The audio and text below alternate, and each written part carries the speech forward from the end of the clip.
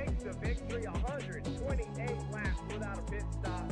Donnie Kite's gonna get through it all and score his first career win. Saturday Night Racing League and throwback at Charlotte goes to Josh Adams.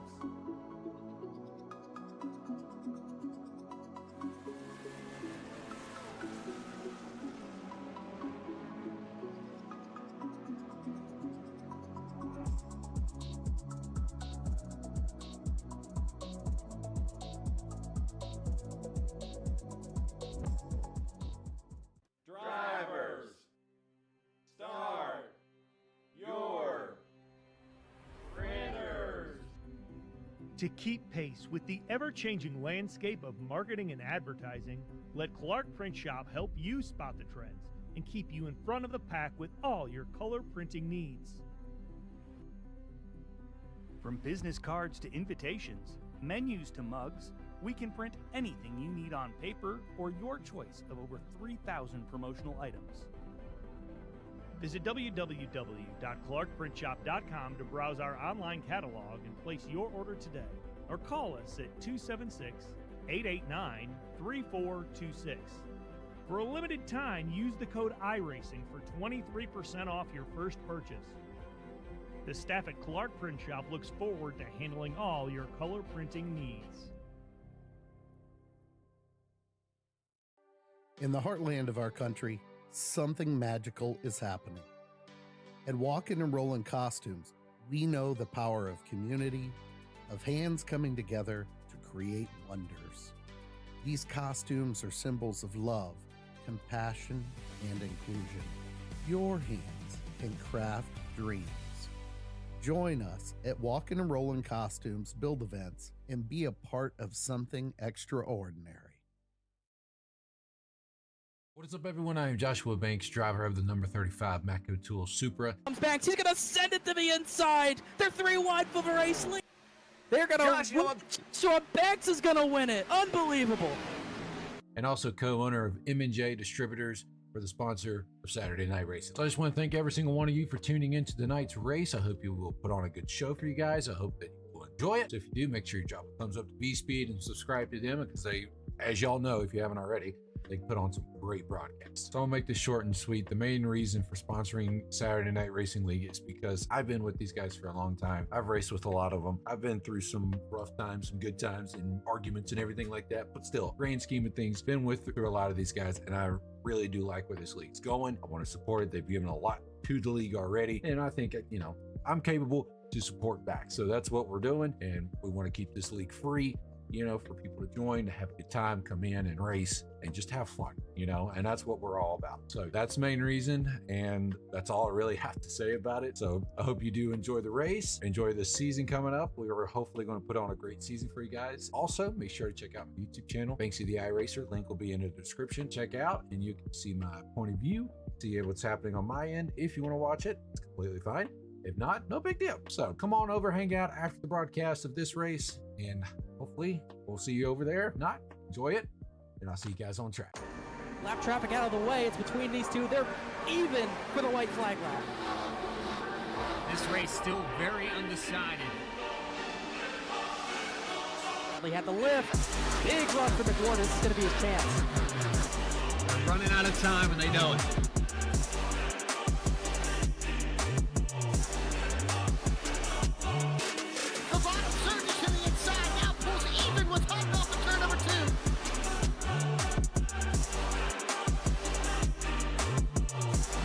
Horsepower at their feet. That was a huge run for Bradley. He got back the advantage, but here comes a big dive. McWhorter might just try to run him out of room here. Oh, they put him in the wall. They're going to crash. They both crash. Here comes Ray Massey. Ray Massey's going to win it.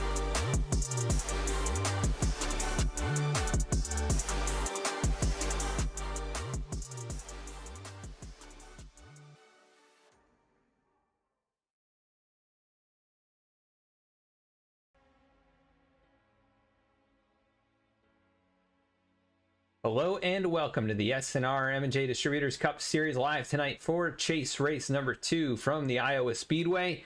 Looking forward to an exciting night of racing for 175 laps at this 7/8 of a mile racetrack.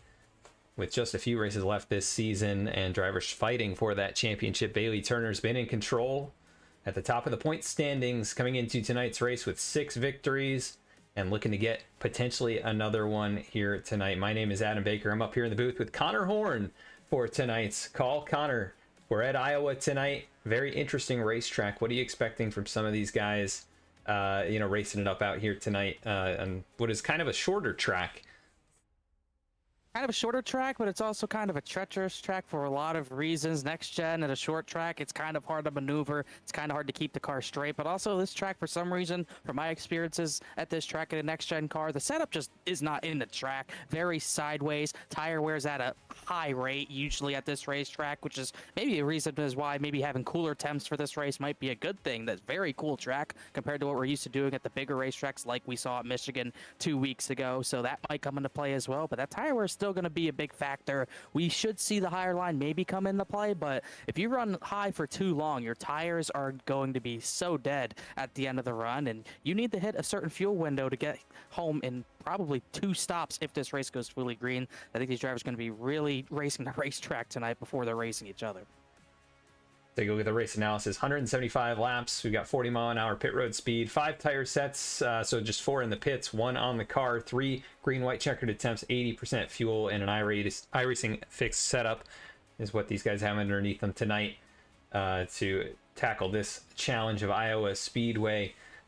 Looking at the point standings coming into tonight's race, Bailey Turner, his 6 race wins puts him 25 points up over Chad Klinger, last week's winner.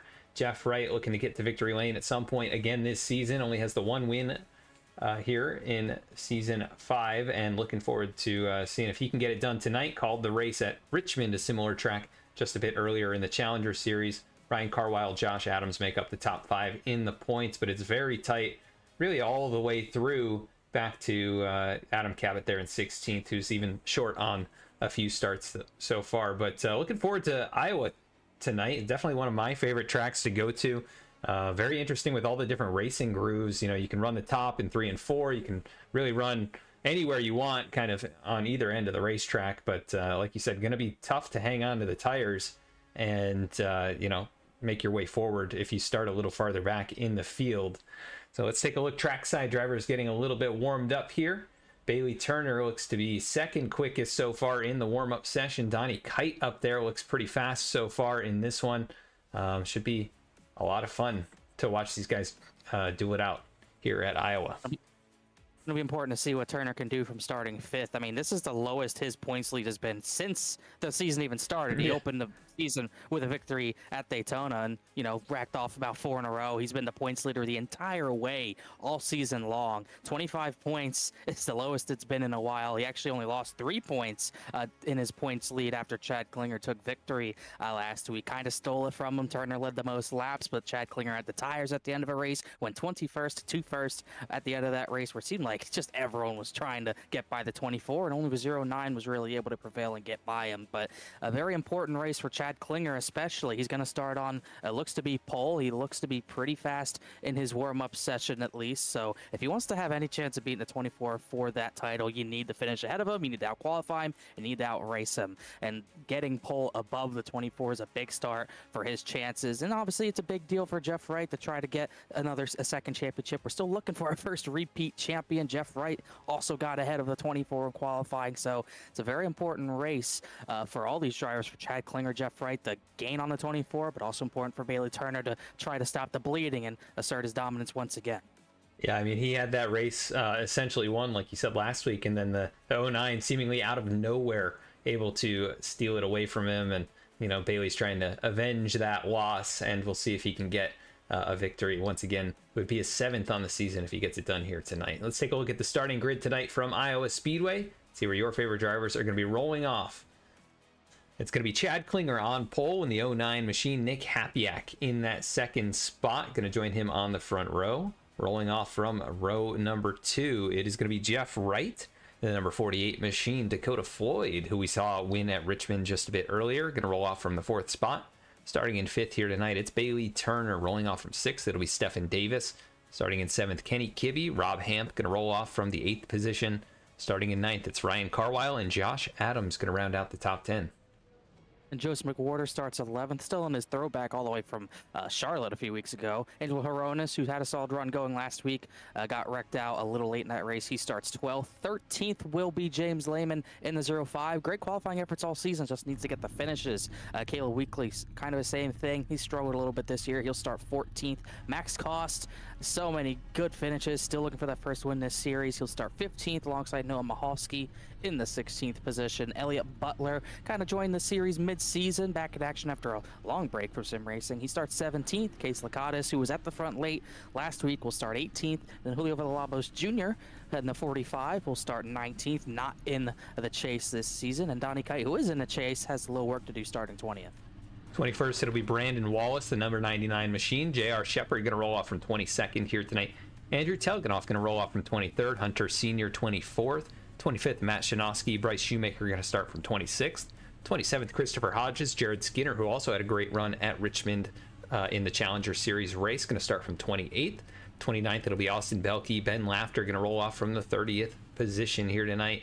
And that'll do it for our field 30 drivers from the 7/8 of a mile track, Iowa Speedway. Definitely a fun track to race at, and these guys have a big challenge ahead of them for 175 laps. Still waiting on a few cars to grid up. Looks like we should get rolling here any moment. Connor, do you have any thoughts on a pick for a win tonight? Kind of hard to go against Bailey Turner, but you know, this is a track where I think he's going to run really well. I think he, most similar track to this is probably Richmond, slower speeds, but similar shape. Especially in the mileage those two tracks put off. And I think he's been great at tire saving all season long. Kind of got beat at Richmond on some tire strategy by Jeff Wright. So I mean, it's the low-hanging fruit, obviously, but I'm going to go with the 24 and just make it easy on myself. All right, I'm going to go with Jeff Wright. I've raced against him at this track, and I've seen him have a lot of success here. He's got a good starting position. He's looking for another victory and trying to close that gap up to the points lead. So I'm going to go with the 48. So we're both picking some relatively low-hanging fruit, I would say. Two of our top three in the point standings, but these guys, it could really be anybody up here, I think, in the top 10. This is a challenging track. Some people really have, kind of a real knack for this place as well. That they may not be as good at lots of other tracks, but Iowa, it seems some drivers have an incredible handle on it. So we'll see if anybody kind of rises to the top here and can challenge some of the favorites coming in. Yeah, I still think as long as we get good green flag running, long green flag running, tire conservation will be pretty important. I'll give you, my pick's still Bailey Turner. I'll give you a long shot to look for. I think a long shot to look for is Josh Adams. Just seems like any time near the end of a race is when he's at his best, can get to the front when it matters. He's been close at the end of some of these races, holding off Bailey Turner and others. So I'll pick him as a long shot. My main pick's still 24, but I would not be surprised to see Josh Adams challenge late. Yeah, he's had a couple of very incredible runs and wins here this season, so definitely looking forward to see what he can do from the 10th position. Pace car going to make that hard left-hand turn, and we're about to get going here from Iowa Speedway. Chad Klinger in control. Green flag is out, and we are off and away.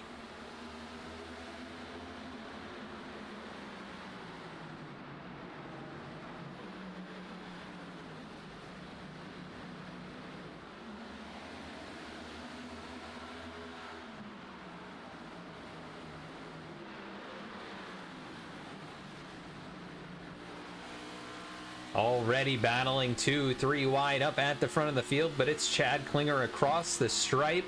Gonna lead lap number 1. Dakota Floyd on the outside of Bailey Turner, who made that 3 wide move right off the start, and it didn't work out for him, but he is able to slip up in front of the 57 now.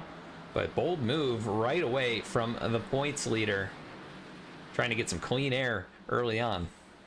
You see the top 5 already pretty orderly single file. Behind them, not really very orderly. Ryan Carwell gets the best of everyone for 6th. You got Joseph McWhorter kind of blocking the 0.5 of Lehman to the inside. 2x2 action. You got Stefan Davis in the 60, had a good qualifying run, trying to get into the top 10. But you're seeing majority of the drivers trying their hardest if they get clear to get to the bottom of the racetrack. Although Jeff Wright, Chad Klinger, they're going to try to run the middle of the racetrack. Happy going for the bottom, going for the race lead near the front.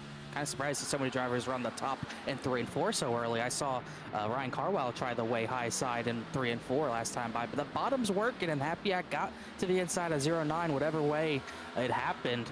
I'm kind of surprised to see Klinger not able to hold the bottom and keep the lead easily, but it's pretty simple to defend on the higher side. You just got to get a little more wheel into it, a little more throttle, more than you want, and he's able to defend so far, but the last 2 laps, it's been Happyak leading at the line.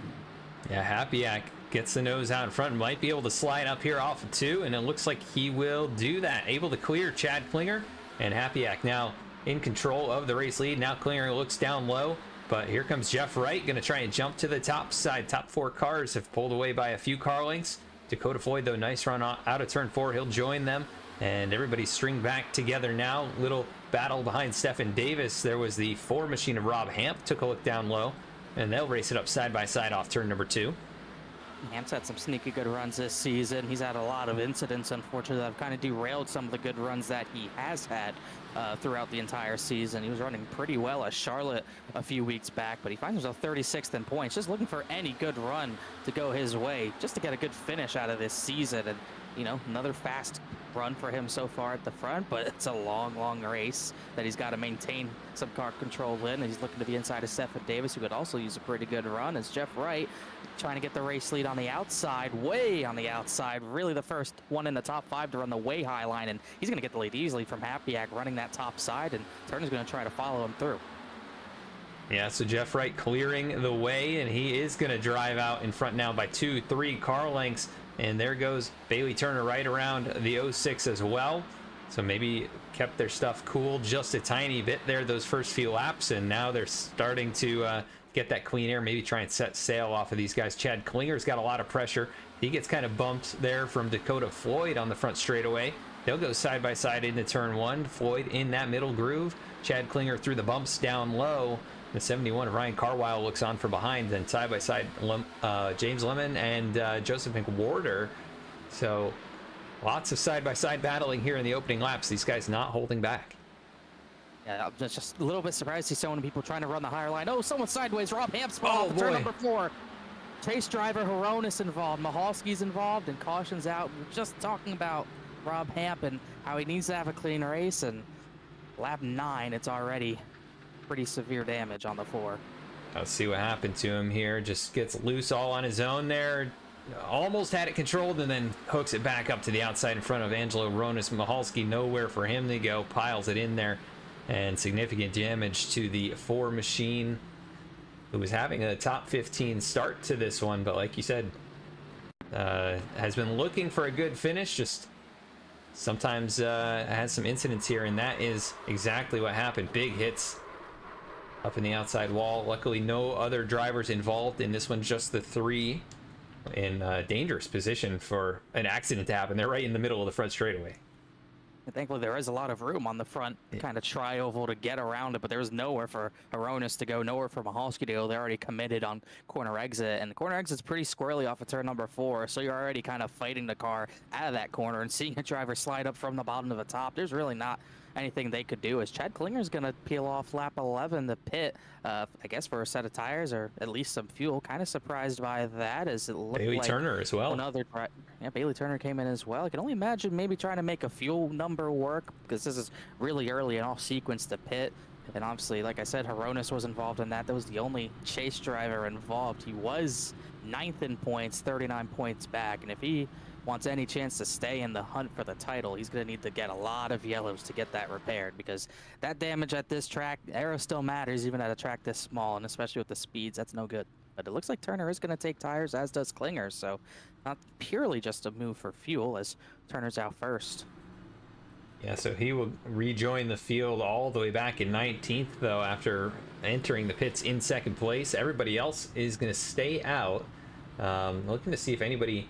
Yeah, it looks like a few drivers, maybe just a splash of fuel. Bryce Shoemaker, Brandon Wallace, Matt Shinosky, Christopher Hodges, all just a little dash of fuel, and they'll get back on the racetrack. No tires being taken there. And yeah, not too many sets available. So Bailey Turner electing to burn a set here early on. Definitely an interesting call. It is interesting, but, you know, I can only assume that there's got to be some sort of fuel window to make it into. Like I said, tires are going to wear a lot. Just looking at Jeff Wright's times, they hadn't really fallen off that much, maybe 3 to 4/10, somewhere around there. But I can only imagine this has got to be a fuel play, trying to make it on maybe 1 stop to the end of this race instead of 2. And obviously the 09 decided to follow suit. Obviously, you know, everyone's trying to beat Bailey Turner in the points, so I'm not too surprised that Chad Klinger, his closest competitor, kind of just followed him down. That could have been a play of Klinger's as well, just trying to do what the 24 does, not letting him beat you with strategy. If you're going to lose to him, you're going to lose on the same strategy. Maybe that's the thinking from the 09, but he's going to have to get through a few cars to get the Turner. Looks like Austin Belke, Mashinovsky got by him. Looks like Mahalski will be in front of him for the time being as well, as we get reordered for the restart with see what those two can do. Getting through traffic with slightly fresher tires. Yeah, and Klinger, it looks like he was on pit road for a bit of an extended stay there, 25 seconds in the box, so maybe getting one of the fenders pulled out a little bit.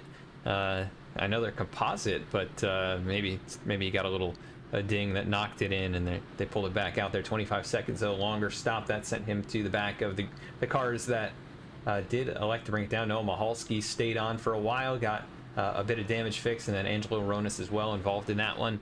So they're all at the back of the field. Rob Hamp taking it behind the wall for the moment. He is 3 laps down, but it'll be Jeff Wright, Nick Hapiak on the front row, Dakota Floyd, Ryan Carwile on row number 2, and then Joseph McWhorter and Kenny Kibbe.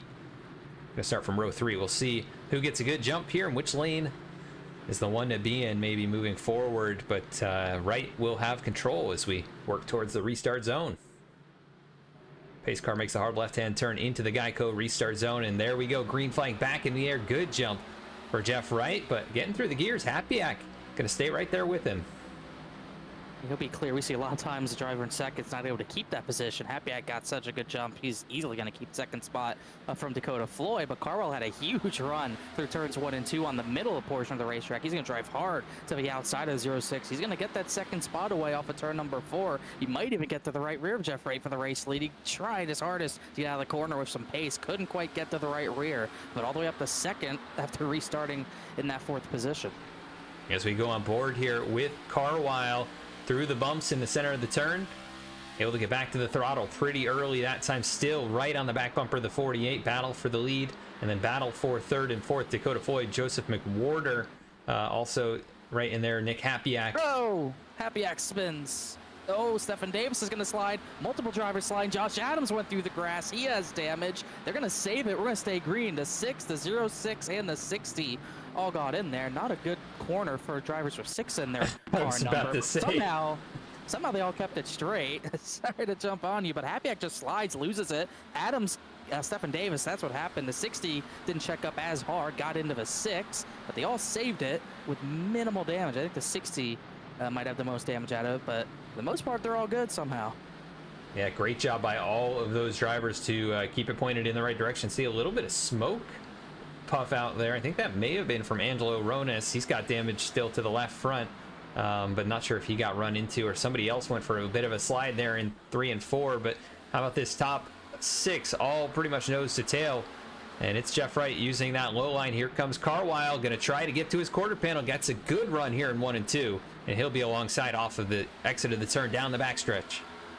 And the smoke was Brandon Wallace. He had a slide in 1 and 2. He made a great save, though, but all straight now as Carwile pushing that outside lane hard. We saw it on the last run as it's not smoke in the air, but it's fog in the air. Almost kind of an eerie sight around Iowa. Don't see that often, but Carwile has been pushing his car pretty hard on the high side, and really no one else has been pushing it quite as hard as he has, but it's going to get him all the way to the race lead. Now he has clean air. See if he switches up that line or not. No, sir. He's going to just keep it right on that top line. Right side's on the top seam. Left side's kind of skirting along that bottom seam, but that low side still pretty good with Jeff Wright fighting back to the inside. But here comes Dakota Floyd looking for that second position. He's trying to double up tonight, try to get 2 wins on the night. Don't look too far back now. The 24 of Bailey Turner is already back into the top 5. With those newer tires, he is definitely taking advantage of that, and he is driven right back up through the field and within 3/4 of a second of your race leader. So obviously knew that the tires had worn just enough and he was going to have an advantage to get back to where he was. We'll see if he's able to go all the way to the front this time. And you mentioned the fog here. I think they might have been spraying the cornfields or something. I don't know what this is here. It's definitely interesting to see at this track. I've never seen it in really league racing. I've seen for some reason in official races, they make it way overcast and foggy, especially at Dover. I've seen that a lot. But really for a league race, I can only imagine, I don't know specifically what they do. I assume they do kind of randomly generated weather for the most part. And this is definitely not something you usually see in any racetrack. The humidity, 96%. It's actually went up a tick from when the race started. So getting even more foggy as this race goes on. Visibility a little low for us, but these drivers can see just fine as they can see Bailey Turner charging. And that's not what you want to see, because if it is a fuel play trying to cut out a pit stop, he's faster than you with fresher tires, and he has one less pit stop. If it goes green, it's a disaster for everyone else trying to fight him for the title. Right now, he's definitely the furthest up on this strategy. I don't see really anyone even close to him that's gotten through the field like he did, from restarting about 19th and already into the top 3, battling Dakota Floyd for that spot. Yeah, Klinger is up to 14th, so he's gained 10, 12 positions so far. But that's as far as he has gotten, and that's 10 positions less than Bailey Turner has gotten here. Yeah, a few battles further back, you've got Casey Lakatos, Donnie Kite, a few others. A lot of drivers really all on top of each other here at Iowa in this one. People using the low line, the high line, and Bailey Turner using any line it takes to get up to 3rd now. And he's got his sights set on the 48 machine and the 71 of Ryan Carwile leading. And they've still been battling pretty much this entire time, running different lines. I mean, Carl's been committed to that top side. Jeff Wright's been committed to the bottom. They've kind of been battling both the track and themselves and each other ever since. But, you know, sooner or later, Bailey Turner's going to have to find which lane goes faster. Maybe just find a lane on his own to get both of them in one turn. It could be the moment right here. He's all over the bumper of Carwile. He might have tapped the 71 a little bit. Oh, someone hit the wall hard in turn 2 at the back. I think it's Villalobos. It is. Big damage. No yellow, but that thing's totaled. Yeah, now we'll take a peek back up at the front. Bailey Turner goes to the inside.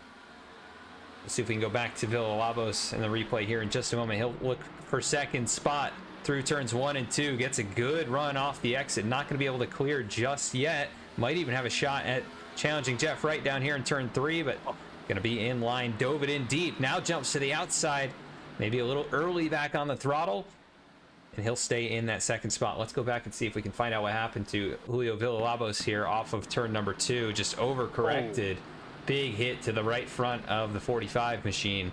And everybody else able to avoid. So a couple of very close calls. And you could see how badly that car is bent.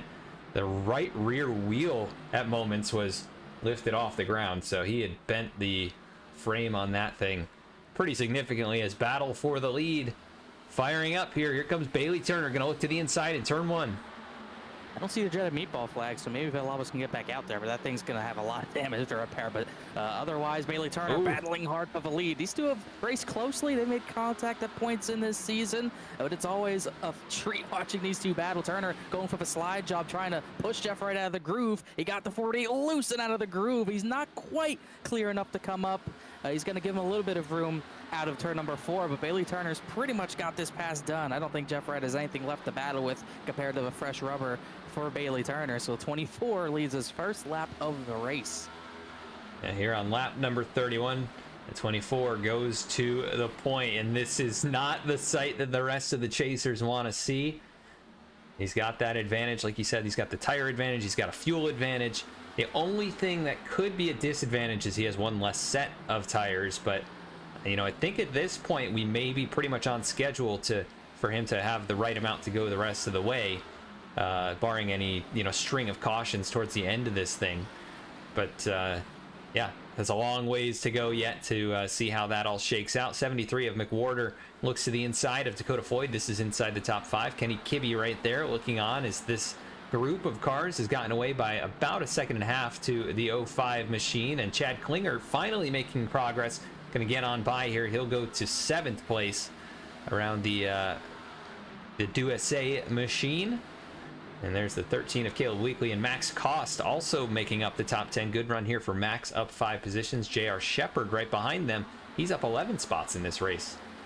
We've seen a lot of drivers kind of wiggling the rear end out of these corners. And we saw Villalobos in the 45. There's so many bumps all around this track. It's not just on the bottom in 1 and 2. If you get a little bit too high in that set of corners, there's bumps up there too. And that seemed to be what kind of got the 45 so sideways. Bumps all around this track. Definitely not a smooth track. Once we get the update you know, in between seasons, this will be a completely different track. But right now, very bumpy track. The next gen, such a rigid suspension. It's really a struggle to keep this thing from spinning over these bumps. So you got to be really careful where you put down the throttle if you do it at the wrong time. Very easy to snap hook it, like we saw the 45 do there. As Dakota Floyd, I just saw, got a big bump from Joseph McWhorter entering turn number 3. They kept it straight. I don't think McWhorter meant to do that, but it's one way to rile up the competition. Hey, I'm here. I'm faster. Get out of my way, please. I'm trying to go. And Porter has gone a little bit. He's up to 5th after starting in that 11th position, and he wants by the 57. He wants by the Challenger Series winner.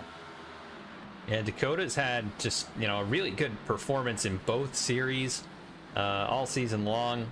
Definitely a driver to keep your eye on no matter what track we're going to. And he's up here once again showing, you know, he's got good pace in not only the Challenger Series, but the Cup Series as well. Chad Klinger closing in. He's up to 7th, 3.2 seconds off of Bailey Turner. A little bobble there from the 14 of Kenny Kibbe, and that may put him back in the clutches of the 09. As things starting to get a little bit more spread out as you'd expect, but there's still good battles. Here goes Weekly down to the inside of the 05. The 98 of J.R. Shepard still continuing to move forward up 12 spots. And a little contact there. Whoa. That was a little too deep in. I don't think Caleb Weekly meant to do that. Got really sideways entering turn number 1. And I think, someone crashed into turn number 2. That was another big hit at the top of turn 2. Brandon Wallace and Stephen Davis have crashed. And yellow flag will fly here. Big damage to the 60 machine, who had started this race inside the top 10, started 6th. A really good qualifying effort. Gets loose, it looks like all on his own potentially. So take a look at what happened here to the Coors Light machine. Gets up the hill, through the bumps, back end, starts to come around. Almost had it saved, overcorrects. So easy to do. And the 99, nowhere for him really to go. Drives into the side of the 60. Just looks like there are multiple incidents there. I saw Mahalski slide up ahead of the 60, which is what I think he was reacting to. Also, Elliot Butler had a slide. There's a lot of things happening there. So it's almost like they reacted to what was happening in front of them. And just, you hit the brakes, something in the middle of the corner, you kind of lose all control. Those were 2 good saves. Well, Mahalski eventually slapped the wall pretty good. I believe Butler didn't, but it could have been a catalyst of what the 60 had happened to him. But that brings out the second caution of the day, and it brings some more strategy, I guess, but not really much. Everyone pit here, including Bailey Turner, Chad Klinger, and others. So effectively, they're down a set of tires. Back on the normal pit cycle schedule, and we'll see if Bailey's able to win that battle off here, or if anybody else can beat the 24 out of pit lane. Jeff Wright's gonna give it a good shot. I think it's still the 24 machine. Casey Lakatos looks like he has stayed out for the moment. He rolled through pit road. I feel like he usually does this, kind of a strategy, maybe trying to get a lap led, but we'll see if he brings it down the pit lane. He will not, so he should be coming. I mean, Iowa usually kind of adds a pace lap. I don't know if they do anymore since they updated pace laps, but I would think this is going to be 2 to green, and it is, so we'll see if he comes down next time. Yeah, interesting. If he stays out, he has not pit yet. It would be 40-ish laps on the tires, you know, minus a couple of caution laps in there. So this is a risky call. It's not the easiest place to restart sometimes as well if you're on old tires, but you know, we'll see what he likes to do. I would think he would bring it down, but yeah, definitely an interesting call to stay out here, or at least roll through the pit lane. Let's take a look at our biggest movers so far in this one. J.R. Shepard up from 22nd to the top 10, so really good run for him so far. Hunter Sr., he's up 10 positions in that purple and black #1 machine. Also Jared Skinner up 12 positions, looking to, you know, add on to his great run he already had tonight in the Challenger Series. We've also got Bryce Shoemaker up 8 positions in the 54. So quite a few drivers on their way moving forward. Biggest loser so far, Happyak, back to 20th. He's 18 positions down. Rob Hamp obviously getting turned around there. He's 2 laps down, 20 positions back from where he started, but back in the race. So a few drivers with a bit of work to do, have made mistakes early, but still plenty of time to recover. Plenty of time for sure. Had pretty good speed early, just kind of got a little sideways at a 4, which we've seen from a lot of drivers. It's easy to get sideways today. As we'll get a restart, Turner leading, I believe picking the top, Jeff Wright second, after Lakatos did come down the pit. So this will be an interesting run. Everyone back on even tires, and guys like Klinger and the 24 got pretty good track position in the 24's case. I think in Chad Klinger's case, he pretty much leveled out even, but this will be a pretty important restart. I think drivers trying to get clean air and track position, almost certainly a one-stop from here. Yeah, just over 130 laps remaining. It's going to be Bailey Turner in control. Pace car on the pit lane. Green flag back out from Iowa for the 3rd time tonight. And Bailey Turner, nice jump. He'll get out in front. And here comes Joseph McWhorter trying to get to 2nd. You know, picking the outside there, kind of putting Jeff Wright and Carwell, some other chase drivers a little bit at disadvantage, letting a non-chase driver like McWhorter get the 2nd. It's all kind of strategy, head games, whatever you want to call it. It's going to work for the 24, get him a pretty decent lead already after just 1 lap. McWhorter 2nd, Wright 3rd, Klinger 4th, Carwell 5th, and a little bit of 3 wide action with Cost, Josh Adams, and I believe J.R. Shepard. Yeah, and they back out of it there. At least the 6th of Josh Adams backs out of it.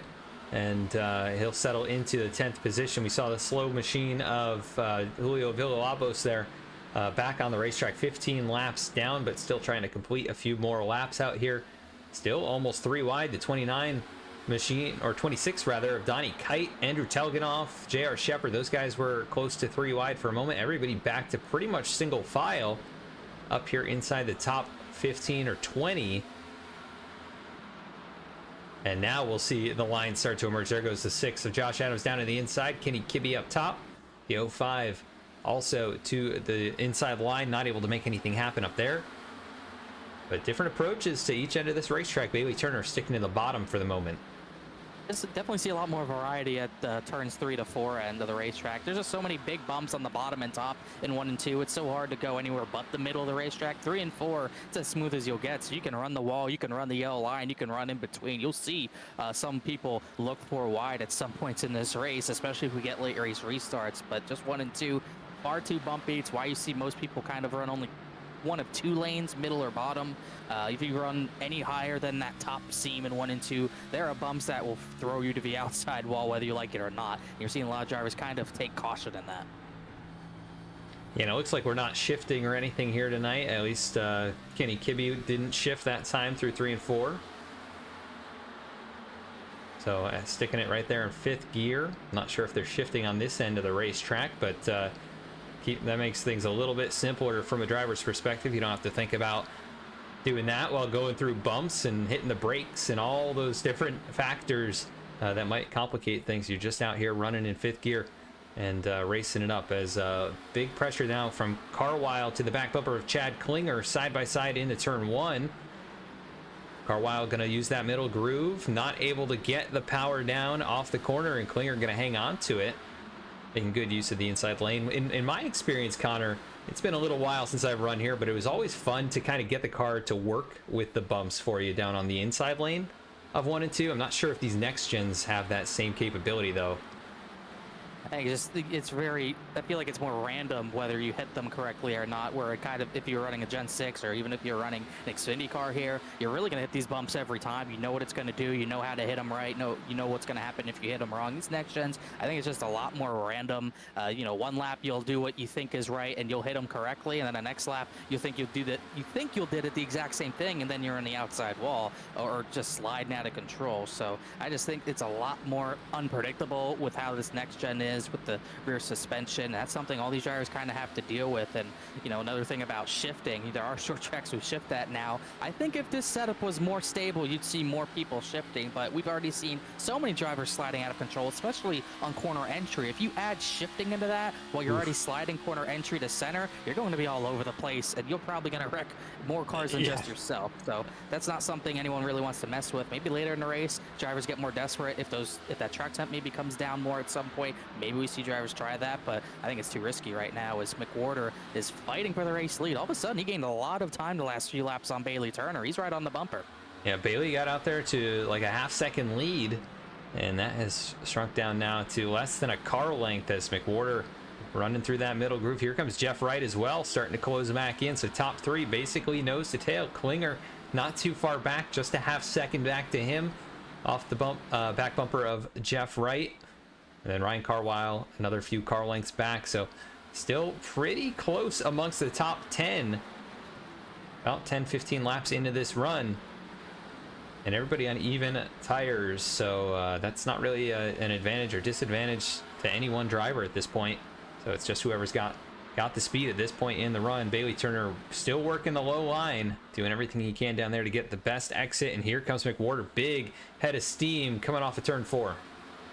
And he's just not really wanting to do anything differently. He's not just running the bottom, he is committing to the bottom so early. His entrance to both ends of the racetrack so shallow. He almost straight lines to the yellow line entering turns 1 and 3. See right there how much earlier he cuts down to the bottom of the racetrack.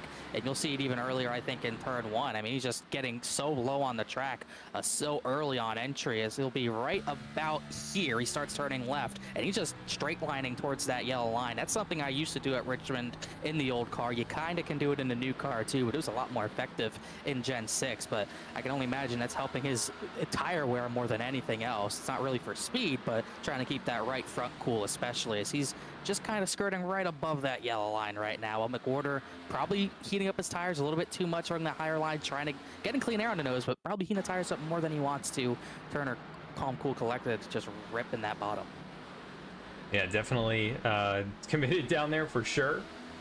And the 73 not able to make it work to get alongside just yet. Here comes Jeff Wright now, going to look to the inside of McWhorter, not able to keep it there. And Chad Klinger still a little ways back. Carwile, James Lemon there in the 05, Dakota Floyd, Max Koss, Kenny Kibbe, and Josh Adams, your top 10, all within 3 seconds of the race leader. So tight competition here so far from Iowa. Donnie Kite, J.R. Shepard, Hunter Sr., these guys continuing to battle just outside the top 10. They've been pretty much glued to each other here since this run started. And then it's a bit more spaced out further back. So everybody kind of settling in, side-by-side battle now. Carwile to the outside, trying to defend here for that 5th position. Laban's been really good short run at a lot of tracks, but long run definitely been a struggle, but looking to try to get that 5th position away, can't quite do it. So Carwile, he's been committed high, just like Bailey Turner's been committed low. He's able to keep that spot for the time being, as Turner did move up that last time by. Looks like Jeff Wright got a little too close for comfort. 73 a little too close for comfort. He ran the middle lane in 1 and 2, but he's going to go back to the bottom in turns 3 and 4. While Jeff Wright, he started to become maybe the faster driver out of these 3. But McWhorter got a big run off of turn number 4. He's got nowhere to go with it though, because Jeff Wright's got him boxed in. Turner boxes him in at the same time. So this is a pretty intense battle for the lead. Turner, it's so important to have clean air in these next gen cars. Turner's fighting hard to keep it. Maybe pushing the tires a little harder than he wants to, but it's a necessary sacrifice in these cars. He's going to run the middle. He's going to give Jeff Wright the bottom of the racetrack, but he knows he should be able to kind of defend the bottom line move and McWhorter's run on exit. Here comes McWhorter though, right to the back bumper. Lifts a little earlier. Bailey's sending it in pretty deep. Now he's going to the middle lane and doing a little bit of that mirror driving. Yeah, it's interesting. These guys, you know, you almost don't even have to race your own line sometimes in these next gens. You just have to make sure you're taking the air away from the guy behind you. We saw that at the Coke 600 this last week. You know, that's something that the drivers really do. They're just looking in that virtual mirror and you know, just trying to defend, seeing where the guy behind them is going to take the entrance to the turn, and you try and just block the air off their nose and get them to push up the track. It's working right now for Bailey Turner. You can see sometimes he's almost like half committing to each lane, and it's kind of faking these guys out behind him, not exactly sure what he's going to do. Yeah, and we know there's another update coming to these cars soon, using a lot more data, as McWhorter had a big wiggle in turn 2 that time. That's going to lose him 2nd position to Jeff Wright, but who knows how much more bad the air is going to be once these cars get updated. It makes a difference still for sure, but the draft is really strong to the point where it almost kind of blocks out. Oh, James Lehman spun out of turn number 4, and that's how the caution comes out. So back that up. It's our 3rd caution. And the guys who are down a set are kind of not liking that. Yeah, so the 05 all by himself here. We've seen a few drivers already do it. already loose down there on entry. Just couldn't quite get the car back underneath him, catches the apron, and that sends him around, able to keep it off the wall and no damage really. So good job there, keeping it out of harm's way of everyone else. But gonna lose a lot of track position after running up there in the top 10. He'll get it caught back up, and yeah, Bailey Turner down one set to the rest of these guys, and we're really just past a third of the way through, and now he's going to be at a significant disadvantage. Once again, Chad Klinger did the same thing, kind of fake. Turner kind of faked like he was pitting, and I don't think he was ever considering pitting for a second. He cannot be down to one set of tires with only 107 laps to go on the restart. So him and Chad Klinger, they're just going to have to bite the bullet and just save this set of tires and hope this doesn't go green. Because if we have a long green flag run now, they're really in trouble of falling back big time. And that's huge for the 48, because if this does go green, he could be looking at a lot of points gained on the two that are ahead of him in the point standings coming into this week. I mean, those are the only two ahead of him, and it would obviously be a big points gain on the 24, while Chad Klinger kind of just going down with the ship. If Bailey Turner fails, I'm going to fail. If he's going to succeed, I'm going to succeed. He's just pretty much following every move of his. As looks like Jeff Wright got out first, over McWhorter, Carlisle third, Floyd fourth, Kibbe fifth, and these two on an island at the front. Yeah, I'm not exactly sure how this is going to work out for these guys. They definitely will need a caution here in the next 10-15 laps for this to work out for them. You know, maybe 25 laps at the most, right? And then but they've probably have lost all their track position at that point. Looks like we'll get the signal maybe for 2 to go this time. Everybody's caught back up here. To recap, we've had 3 cautions, 9 lead changes so far. Bailey Turner has led a good chunk of it here on this last stint, but we've also seen a few other drivers up at the front, and Bailey back out here at the front for this restart. He'll have the 09 alongside these guys on the same exact strategy. Gonna be interesting to see how it works out. They're both good, experienced drivers, so you know, you trust them on old tires. But it's still, again, it's not the easiest thing to get going on old tires. He also had Lagatus row through pit road again. We'll see if he once again comes down the pit, because that time he actually swerved towards his stall. I think he might have actually missed his stall that time. It looks like he's going to come down again, so it's absolutely no buffer for those two drivers at the front row. So really for Wright and McWhorter, it's a big deal. See who can get to the lead, get that clean air first. And I'd say McWhorter has to jump again, because Turner's going to take the outside and box the 48 in behind the 09 of Chad Klinger. Yeah, and this is what Bailey does, right? You know, even if he's at a disadvantage, he's going to try and find every little advantage he can, every piece of strategy that he can make work in his favor, and that is why he has been so dominant this season. We've seen him, you know, in other leagues as well, with the fuel strategy just be, you know, perfect to the number, you know, at a track like Pocono or someplace where it may be kind of tough to save a lot of fuel. He's found his way to victory lane more times than I can remember, you know, just by out strategizing everybody while also having the speed. And that's what he's maybe trying to do here, but right now the strategy not playing into his favor. And we'll have to see. Still over 100 laps to go in this thing after our third caution. Pace car onto pit lane, green flag back out. Good jump for the 24 that time. Not a great jump for Jeff Wright back there in row number 2. He's going to get passed up by the 73 and the 57. Really was not ready to go there whatsoever, so he's going to have to shuffle back into 5th position for the time being. Meanwhile, it's actually a good 1 and 2 for the drivers on no tires, but you're going to see the tire disadvantage really in turns 3 and 4. McWhorter easily by Chad Klinger, and he's going to have to wait at least another set of corners to get by Bailey Turner. Yeah, he'll try and use that middle lane. Bailey Turner down low. You can see just how much deeper McWhorter can drive it in, and he might get alongside. He will get alongside off turn number 2. So Joseph McWhorter trying to get to the point in the Batmobile, and he is going to do it here off of turn number 4. Works that top side, and he'll clear Bailey Turner. Dakota Floyd can go around Chad Klinger, and now Jeff Wright working to the outside of the 09. So not making quite as much progress as he would hope, potentially. Jeff Wright, and big bobble there for Klinger, and this is where things start to get dangerous when you've got all these guys surrounding you and you're at a tire disadvantage like this.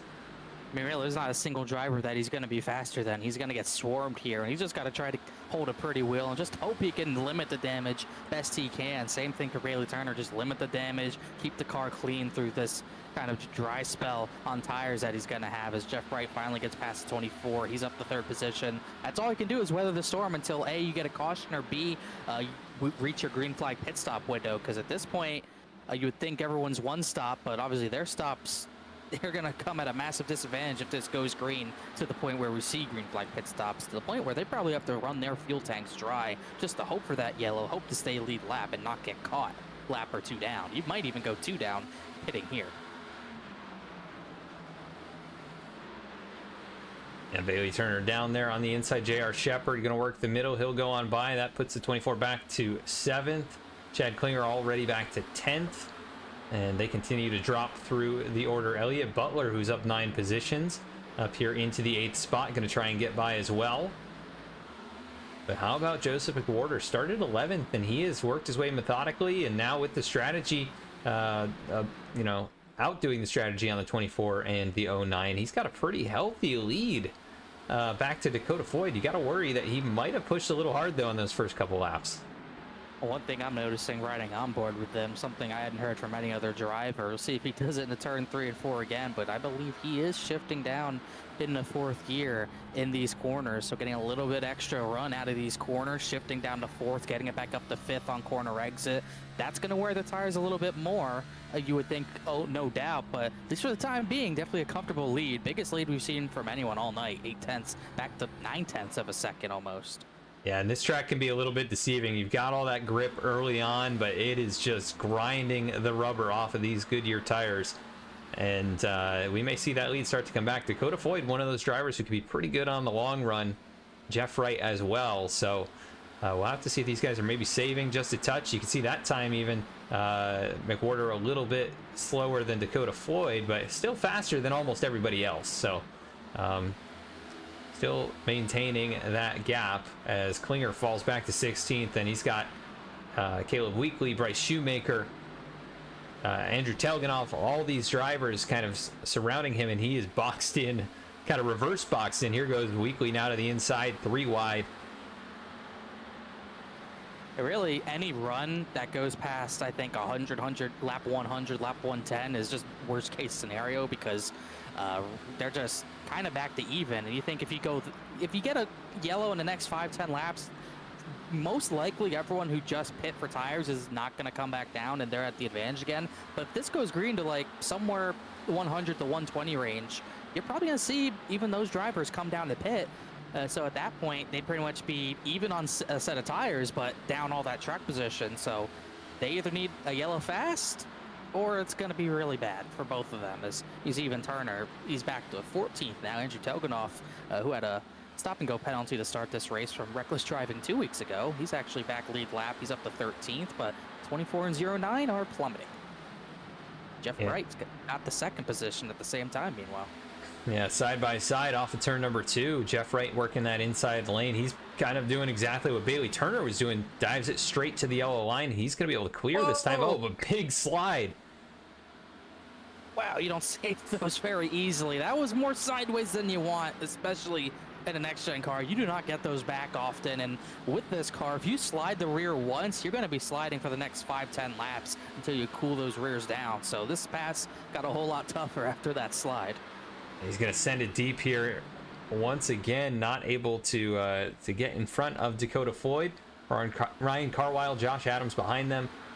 Just watching these two do battle and seeing if they can find an opportunity to maybe make a move. Carwile's been good tonight. He has led 7 laps, up from 9th to 4th right now. And then Josh Adams had his issues in this one, but back up to the top 5. So having a good, strong recovery here. The 99 or 98 of JR Shepard up 16 positions, continues his march forward. Might be able to get up into the top 5 here in pretty short order. Jeff Wright got to the outside of Dakota Floyd that time in turns 1 and 2, so now he's almost certainly in the position that he wants to be in to make this pass. So hard to make that pass on the bottom if you're getting pinched down. The driver on the outside keeps getting to run off the corner to defend, but if you can get to someone's right rear, kind of center exit, now you have positioning on them to make that pass. So that's the way you try to make passes here if they give that to you. And Dakota Floyd gave a little bit too much room on the outside, probably didn't drive it as hard as he needed to, and now Jeff Wright has that runner-up position. And that could be a scary sight as well for other drivers. We've seen how good Jeff Wright can be, and this track, a good one for him. And he's up there now going to try and track down Joseph McWhorter, a little bit slower than him at the line, but now that he's clear of the 57, might have a good shot, a little cleaner air to get up there and get the 73. We take a look all the way back here. Bailey Turner's fallen to 19th. And I think another thing we got to consider, they're going to have to pit, I think, for fuel, right? They're not going to be able to go all the way to the end, you know, if this thing stayed green. So there's going to have to be a green flag pit stop at some point if this goes long enough. And we'll see how that shakes out for them, because Bailey's already got 46 laps on this set of tires and fuel. Yeah, they definitely can't make it. I don't believe anyone who pit on the last yellow can make it. That would be on 80% fuel tank. Yeah, that pretty would be long. 105, 106 laps on the tank for everyone who did pit on the last yellow, 80% fuel tank. So I think they're on the same strategy as everyone, but losing this much track position is pretty bad. And even lap 90, I was saying lap 100, but I think even at this point, as the 7, James Lehman sliding again, that's going to be a hard hit to the inside wall. No yellow yet. It's not going to be one. Yeah, he keeps it down below the yellow line and just got sideways. It's been really a challenge. The 7 got loose up above him there. You can see how slow he was, and then the 05 down low just loses it all on his own. It seems it's about this point in the run, 20 to 25 laps, the drivers are really starting to lose the handle on the race cars. As we go back live, he's brought it down pit lane after making contact with the wall. The lead gap now down to about a half second, so Jeff Wright starting to close in on Joseph McWhorter. As the 73, you can see he's starting to slip the rear tires just a little bit more there on turn entry. Jeff Wright maybe saving a little bit in the early part of this run. And that's the thing about running that higher side. You're going to be sliding that rear out a little bit too much. I mean, Jeff Wright was exactly a 1/10 of a second faster than McWhorter the previous lap, and then this time it's almost as 10th again. Actually, it's actually just under a 10th, but still much faster. And that's what happens. Two completely different lines. You got one line built for the short run, but one that's built for the long haul. And Jeff Wright definitely running the line he wants. Another slide out of turn 2 I saw back there. I think that was a chase driver, Donnie Kite, on the apron. It looks like he saved his car, but he's going to lose track position. And at this point, I don't know what Turner and Klinger want. They kind of want this yellow, but I think at this point everyone's taking that one tire set, that extra tire set anyway. So I really am concerned for how bad of a spot they're in right now. And taking a look at Kite as he got down into 1 and 2. You see the back end as he hit the bumps there, pretty much just went around, able to hang on to it. So nice job there to not run into anything or pull it back up on the track. So easy to overcorrect in these cars, as we've seen multiple times already tonight. And lots of drivers though doing a nice job keeping the car relatively under control. As battle for the lead, here is Jeff Wright. He's arrived. Yeah, he got there in a hurry, and I don't think McWhorter has anything to battle with, as the caution is out, and it's turn 2, and it's Donnie Kite, who apparently has had another slide. Oof. And this time he's hit hard. Hunter Sr. involved as well. We're just talking about how he saved it on the last time, but definitely superheated those tires. Gets down in the corner, and not even his fault. Nope, Hunter Sr., he got sideways and just nowhere for Donnie Kite to go. But definitely a product of sliding earlier, losing that track position, put him in this position. And I believe Senior's first race in the Cup Series. Christopher Hodges got a big dent in the nose as well. But unfortunate, that's the second chase driver we've seen with issues, and he's going to have damage to repair. And lap 93, we know some drivers, pretty much everyone has 2 tire sets left, I believe. And I think this is going to bring everyone to pit road for the most part. So this is a massive loss in track position overall for Klinger and Bailey Turner. Josh Adams will stay out. So we do have some drivers staying out, saving another set of tires. The Juicy Spider guys, 2 of them saving some sets here, while everyone else is going to pit. Besides Hronis, who he was hoping for a wave around. Or he should at least be the lucky dog, actually, still repairing damage. Yeah, definitely interesting to see the strategies diverge a little bit here. This is a tricky spot in the race to make a call there to see how you're going to get to the end. But yeah, we'll see how they get off of pit lane. And then we also will jump to a quick side-by-side commercial and see who see how things shake out here. 63 of max cost. Maybe 2 tires, maybe fuel only. He'll go first off pit road. Jeff Wright, Bryce Shoemaker also short pit stop. Ryan Carwile, Joseph McWhorter, and looks like maybe McWhorter with a speeding penalty. He's dropping back. That looks like a speeding penalty. Oh man, big change right there for the 73. We'll go quickly side by side to a commercial break. We'll be right back.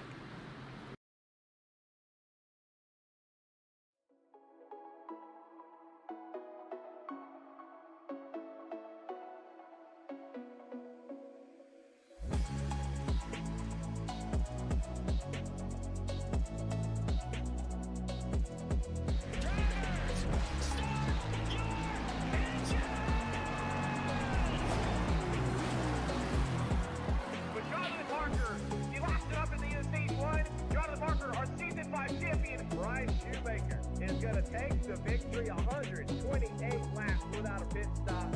Donnie Kite's gonna get through it all and score his first career win. Saturday Night Racing League and throwback at Charlotte goes to Josh Adams.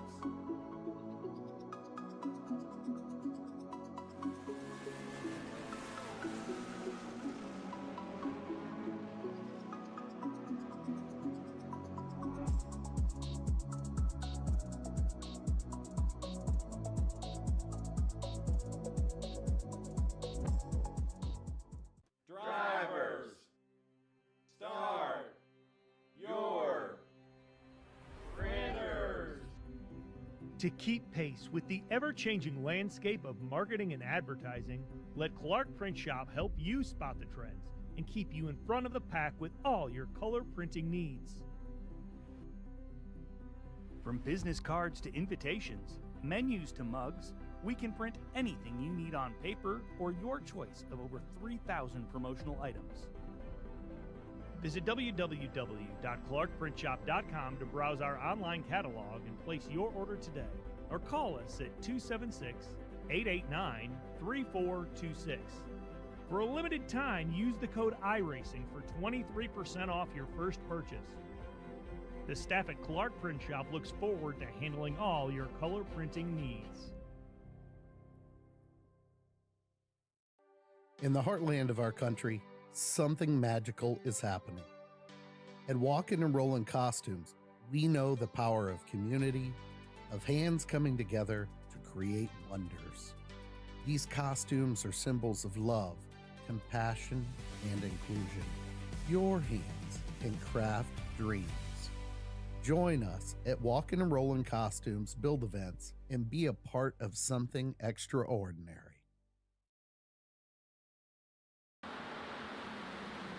Back at the racetrack, we have chaos here. 5 wide in the middle of the field. I don't know that this is going to hold up. They somehow settle out. Bailey Turner catches the wall. He's in the middle of all of this. He's got to get through this in a hurry. He does not want to be involved in something this early in this race. I mean, we're past halfway, but there's still a long way to go, but you need to get that track position back. He's going to be 4 wide. Yeah, makes some contact there with Bryce Shoemaker, who's going to go all the way up to the outside groove, and the 09 of Klinger down at the bottom. Elliot Butler's going to slide. Look out. Looks like everyone avoided him. There's somehow no caution. Wow. It was a matter of time before somebody lost control here. I mean, 4 wide is just, it's too many and too small of a space here. They go through the bumps all at the same time. Looks like he just got loose underneath the 24. And wow, what a great job by everybody. Oh, a little contact there, I believe. That was the 9 of Hunter Sr. getting a piece of it as well. But wow, it was crazy right there. Glad we were able to jump back to that. Yeah, that could have been Bailey Turner's points lead gone right there if he overcorrected and hit him, but instead he's found his way up to 7th with a clean race car through all that, so majority of that track position's been gained back. Chad Klinger having to do the same thing, but obviously Turner a little bit faster than 09, I think, today. 09 trying to hustle it, trying to stay with him, kind of limit the damage in the points with the gap that he could lose to the 24 right here, but they don't have a lot of time to recover. But like I said, there's 75 laps to go, 74 now, so they have some time at least. As you know, at the front, Jeff Wright, this is what he wants, regardless of how much the 24 can get close to him. If this goes green, maybe it won't be too bad for him because he is leading a lot of laps and not too much pressure, although Ryan Carwell is keeping him honest. Yeah, just a few car lengths back. They're running very different lines. Dakota Floyd also in the top 3, and then it's a pretty good gap back to Josh Adams, Kenny Kibbe side by side. Bailey Turner's up to 6th. Chad Klinger's made his way to 8th, so he is marching through. He's basically following the 24, just a couple cars behind, and it is still really close and chaotic at different points in this field. We've got side-by-side battle right now with the 13 Caleb Weekly, 63 at max cost. Further back here, we've got a whole gaggle of cars. McWhorter's in this after his penalty. He's got nose damage, and that's a result of the penalty, putting him in the back and getting stacked up with all of that chaos. The 7 of Jared Skinner's back here. Hunter Sr. with the damage as well. It's a lot of people's races going sideways. And that was on the initial restart where it looked like Brandon Wallace didn't go, stacked up the back of the field. That's where McWhorter got front end damage from, when he's got the splitter pushed up. He got a separation between the front bumper and the nose. It's just all sorts of aero issues on the front bumper. That's 73, and aero matters here, and that's going to hurt him even that much more. It's a kind of looked like he was a surefire top 5 car. He's going to probably struggle to get back up there with that nose damage, and he's probably not going to have an opportunity to fix at any point. It's something he's just going to have to ride out, as he is still looking decently fast. He's going to get around max cost. He's going to work to the bumper of the third to Mashinovsky for what would be the 12th position.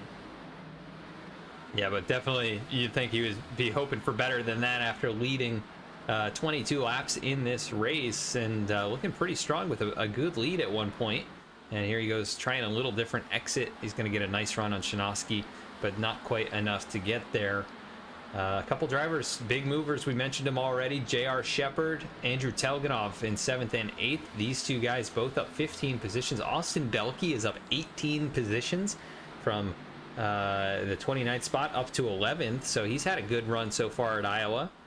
And a lot of big movers. We see a little bit of blinking there. Caleb Weekly might have just fallen out, so that might be another spot for Belke. That might have been good timing. He got really sideways. Josh Adams actually got sideways. Caleb Weekly kind of getting him arrow loose. Can't do that in real life next gen, but in iRacing, you still can kind of get close to the rear bumper if someone get them arrow loose, and especially with Josh Adams on older tires, definitely seemed to be the case, but maybe saved by Caleb Weekly's internet or computer droppings, one of the two. But Weekly's having a pretty good run, so it's unfortunate, but at least it gives Josh Adams, in his case, some breathing room. Well, I say that, Belke's already looking to the inside. This strategy on the tires not looking too great, as Weekly's actually back in, but a lap down. And these drivers not looking good, the drivers who stayed out. And Josh Adams is keeping whatever he possibly can. Happyak's already back to 20th. Yeah, and 11 seconds off the leader, so he's nearly half a lap down. And it's not exactly where you want to be here with 65 to go. It could very well go green to the end, and but we have been seeing cautions about every 25 laps. We were talking about that under the yellow flag, and that seems to be when these guys who have pushed the tires a little bit too hard, starting to slip and slide and lose control over the bumps here in 1 and 2, or off of turn number 4. And we're about 5-10 laps from that right now, and we've already seen enough chaos and sliding through the beginning part of this run here. We're getting to that point where we're going to see drivers sliding a lot more again, but the lead still pretty much stayed the same. You kind of have Carwell committed to the top in 3 and 4, and he's a little bit higher than Jeff Wright in 1 and 2, but not all the way up there. Jeff Wright's just running that yellow line as much as he can, and these two are still pretty separated from the rest of this field. I mean, top 5 are in a league of their own. Chad Klinger in 6th is on his own. Then you got Shepard and Telganov 7th and 8th, kind of in a tandem. McWhorter's up to the 9th position, just got by Austin Belke. He's having a good run in the top 10, but really all the chaos we saw in the restart, and among other things, it's pretty early in the run to be this spread out, but I mean, he got not 10 seconds between first place and 15th place. Yeah, versus the earlier part of this race, we were looking at maybe like 4 seconds, 5 seconds for that same distance here. So these guys definitely very spread out, good battling going on here. Jared Skinner, Josh Adams on the old tires, Hunter Sr., 31 of Matt Shinosky. These guys all trying to work their way past the 6. And Josh, you know, actually keeping pretty decent times as best as he can here. He's not falling too far back, but yeah, definitely not. The strategy is not in his favor at the exact moment. If we get a quick yellow here, it might end up working out pretty well for him. You had mentioned him as kind of the dark horse in case you know, something came down to it there at the end, and he might be looking, you know, good if we get a caution here about 5-6 laps. Yeah, any yellow really in those next 5-10 laps would be pretty good for him. And I don't know if Carlisle wants a yellow, though, because he is heating up Jeff Wright a little bit more each and every lap, getting closer every lap. Who knows how much the 48's still trying to save his own stuff with the clean air, but Carlisle has pretty much stayed in the 2 to 3/10 per second range on this 48 the entire run, and he just seems to be getting into the corner faster, and getting that run off the middle in 1 and 2 is what's really keeping him close to the bumper of the 48. He's doing a good job maintaining that gap and not quite overstepping his boundaries, but that time, Jeff Wright, car right in front of the leaders. Elliott Butler. Yeah. Saw he was a bit slow in the corners prior to that, but yeah, definitely close situation, close call for those leaders. Let's take a look at what happened to him here. Had lost the handle on it, not exactly sure. He has damage on the car from earlier. Goes in slide earlier too. Yeah, back end just comes out from underneath, and another little overcorrect there. Big hit to the right front. He already had damage on the back bumper, and that's probably going to be all she wrote for Elliott Butler here tonight at Iowa. Still able to keep it rolling, but back to 25th, 1 lap down. And we'll see what the decision looks like here coming to pit road. Carlisle looked like he was maybe going to. No. Kenny Kibbe. It's got to be his last set. Telganoff, probably his last. Josh Adams, Happy-Act, this plays in their favor. They have a set left, but I'm pretty sure a lot of these guys might be down to no more sets of tires, and we still are going to have over 50 laps to go on this run. Yeah, we may see if it's 5 sets in the pits or 4 sets in the pits. You get 5 total. You'd start with 4, 1, yeah, and then you have 4 in the pits. So we've already seen, I think most drivers that pit there taking their 4th set. Majority of these drivers who stayed out have already taken 3 sets. Yeah, definitely interesting call here. I'm not exactly sure. You know, it seems a little early, right? We're probably going to get another yellow in 25 laps. That's how this thing's gone. It really comes down to if it's just got to be the perfect storm on what tire strategy you're going to use here. I mean, if you have that tire set left that comes when the caution comes, maybe 25, 30 to go, which at this rate, that's when it's going to come. So that is when you'd be in a pretty good spot. These guys are hoping for a relatively green flag run to the finish, like Kenny Kibbe, who's probably the biggest deal for him to come down to pit. He's another chase driver who's had some good runs this season, but he is a little further back in the points. He did not have a good race at Michigan, was really the earliest driver to get wrecked in that race. So he's 15th at points. If he wants a chance at a title, he kind of needs a Hail Mary, 53 points back, but maybe this is his opportunity, as Caleb Weekly, I believe, got denied. No, I think Caleb Weekly might have gotten the lucky dog. I think he got the lucky dog. He's back on the lead lap now. So good news for the 13. We'll take a look at those point standings once again as we stand coming into tonight's race. Bailey Turner with that 25-point advantage over Chad Klinger. Jeff Wright currently leads.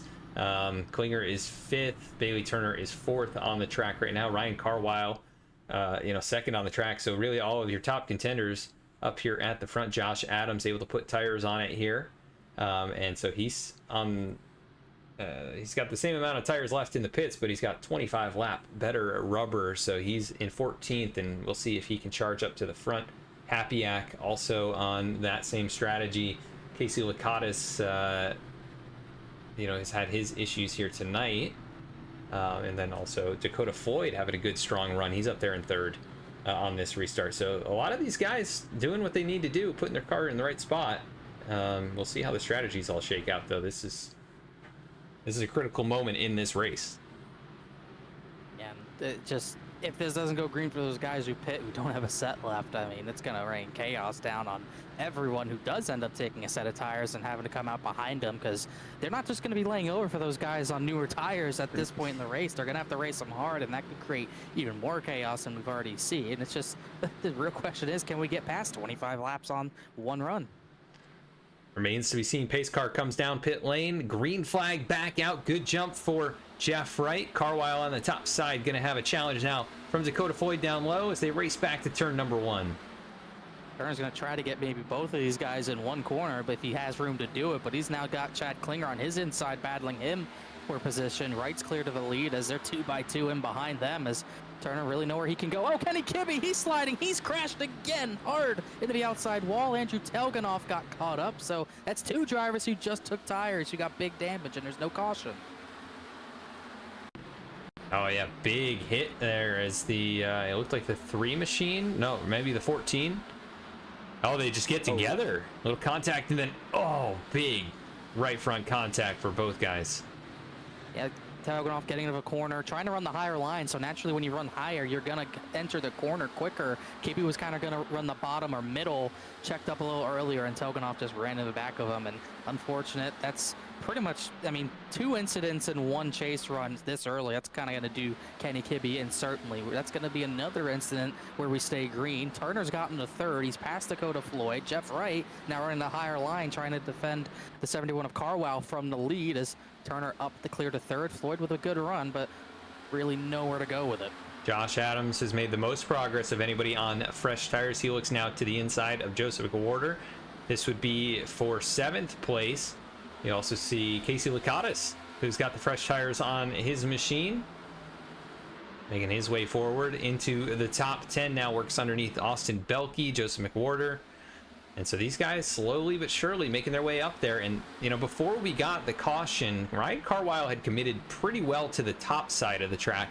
I would worry that his tires are in a lot worse shape than Jeff Wright, who is much more consistent on the bottom of the track. I wouldn't really be surprised, as we did see those guys kind of stay out. But, you know, heat cycles on the tires can do some pretty weird things, and you never know. His tires could end up being in better shape. They don't really look too bad compared to the 48. He's able to pretty much do what he was doing in the previous run and just stay in that 2 to 3/10 range. But obviously he's going to probably get the rear bumper heated up a little bit more, not only by maybe Bailey Turner, but these guys on new tires are getting to the front. Josh Adams, we know he has a set left, and he's also getting through the field. He's already looking for 4th on Dakota Floyd. Lakatos following him through. I believe Joseph McWhorter, I don't know if he took tires off the top of my head. No, McWhorter's on the old tires as well. That 50 and that, you know, the 50 and the 50, no, excuse me, 50 and the 6, those are the ones really flying through the field right now. Yeah, the next highest in the running order is Nick Hapiak back in 13th. So he's made some progress here, but not enough for this to pay off, as Adams now looks to the inside of Bailey Turner. Should be able to clear him here in the turn 1, and then he's got the leaders right there in front of him to chase after. It's been 10 laps on this stint. And some of these guys that have been out here, they're on 35 laps or so on these tires. And everybody looking fairly stable right now. I say that, and we'll probably see somebody slip up, but still battling further back in the field. Brandon Wallace, we've got Bryce Shoemaker, Matt Shinosky. A few of these guys back here, as Carwile now getting passed up by Josh Adams, who is continuing the march forward on those fresh tires. And Lakatos 2 positions behind, now in 4th, going to look to the inside of the 71.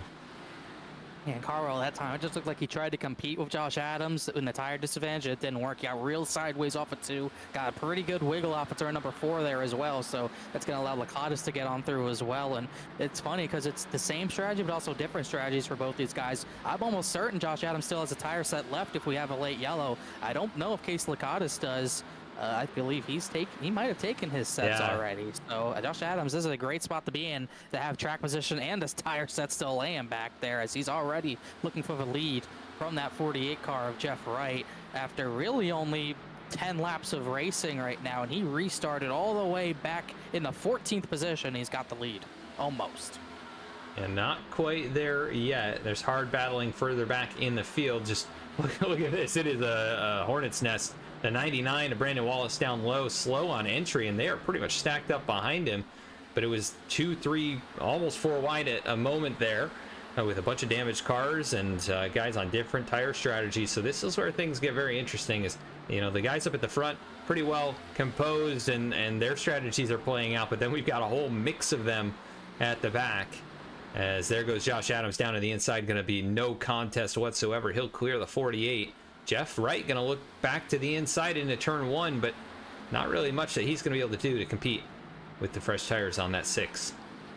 And not really much he could do. Obviously, the last 2 times in 3 and 4, just looked like Adams was not getting a run through the center that I needed that time.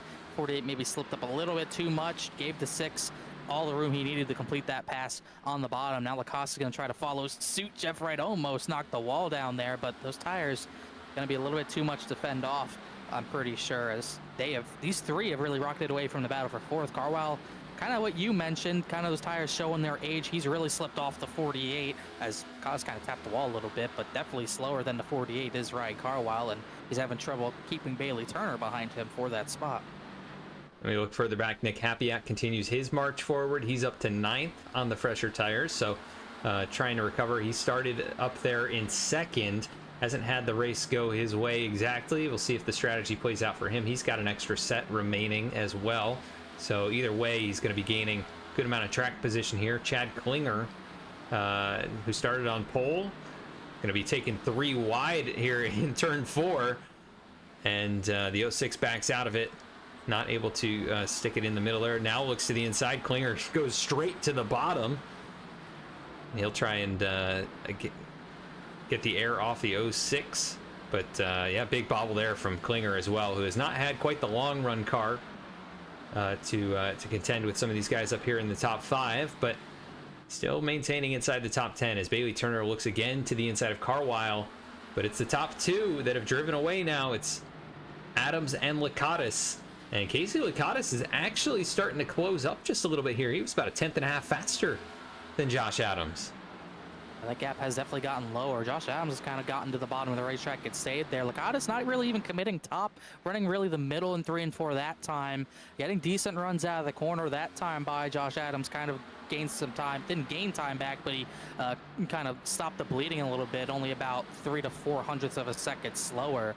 Well, that battle kind of heats up. 12th on Baxel, Hornets Nest, Hunter Sr. He's up to 12th position after kind of, you know, saw an incident with him and Donnie Kite, but he's been able to recover through that damage and the 1, which is the 9 on the timing sheet. But in the top 12 wouldn't be a bad recovery, but there's still a long way to go. You got Bryce Shoemaker, Christopher Hodges up through the field. Stephen Davis has so much damage, but he's up into the top 15 all of a sudden.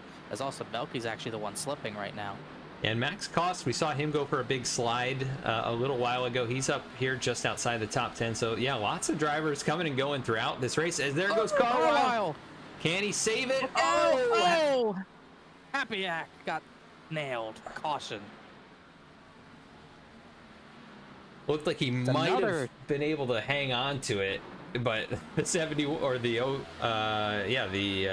06 there was just in the way.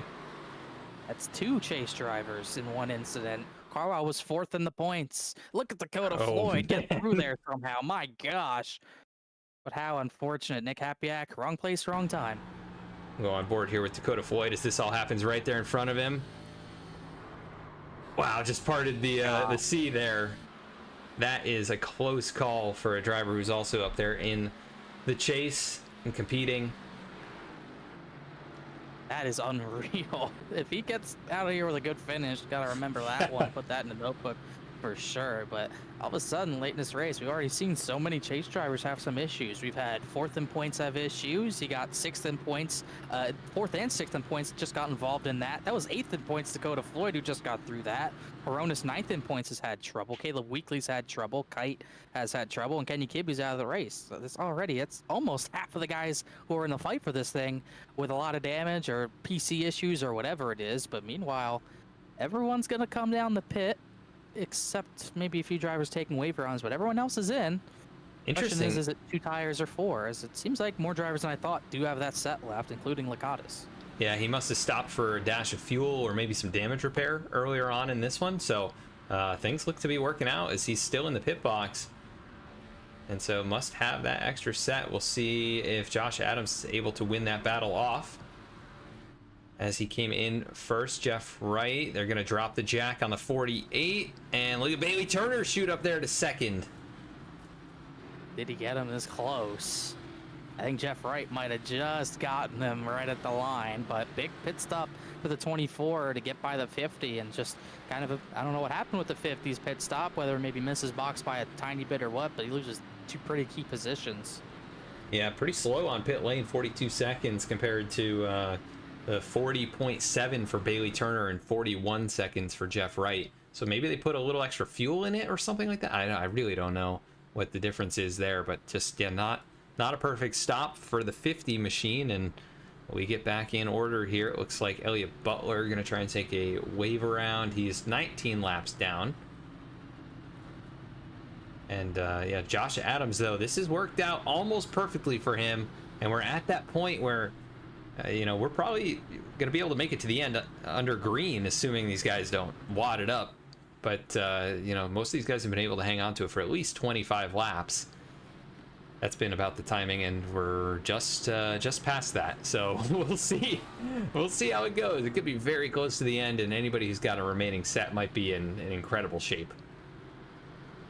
And I think it would have been better. I think Josh Adams would have rather liked it if it went green. I think he had enough to fend off the 50 of Lakatos, but obviously still in a pretty good spot. He'll restart as the race leader. He'll get that jump into turn number 1, but I think Jeff Wright's a much harder battle than Case Lakatos would be, and even Bailey Turner's in third.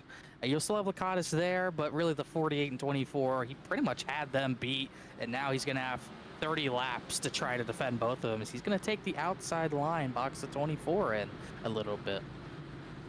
Yeah, those two have been the best, the 48 and the 24. Dakota Floyd's been right up there in terms of speed. He's been top 5 all race long. He's going to be restarting here in 5th as well.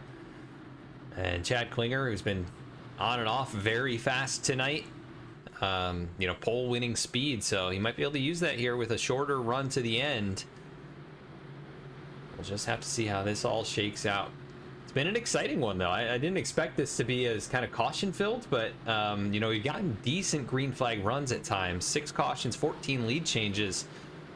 And we're about to go green, maybe for the last time here tonight, but I wouldn't bet on it necessarily. Pace car going to bring it down pit lane into the Geico restart zone. Green flag back out. Good jump initially there for Josh Adams. Jeff Wright able to get through the gears. Here comes Bailey Turner. Tried that same through-wide move on the initial start, just not quite able to make it work. Jeff Wright had a big wiggle. Oh, he's sliding. The middle, a big wiggle in the middle, then kind of had to corral it back in, but Turner wiggled as well. He's really trying to get up alongside the 6 machine, try and get that clean air. Not able to do it. Josh Adams able to pull out about 2 car lengths there on lap number 1.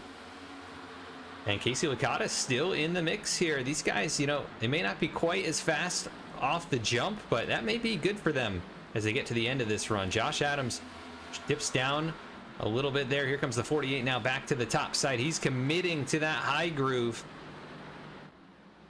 Gonna be an interesting strategy. I don't know if he's gonna have enough tire at the very end of this thing to hold off anybody else who might commit to the bottom side.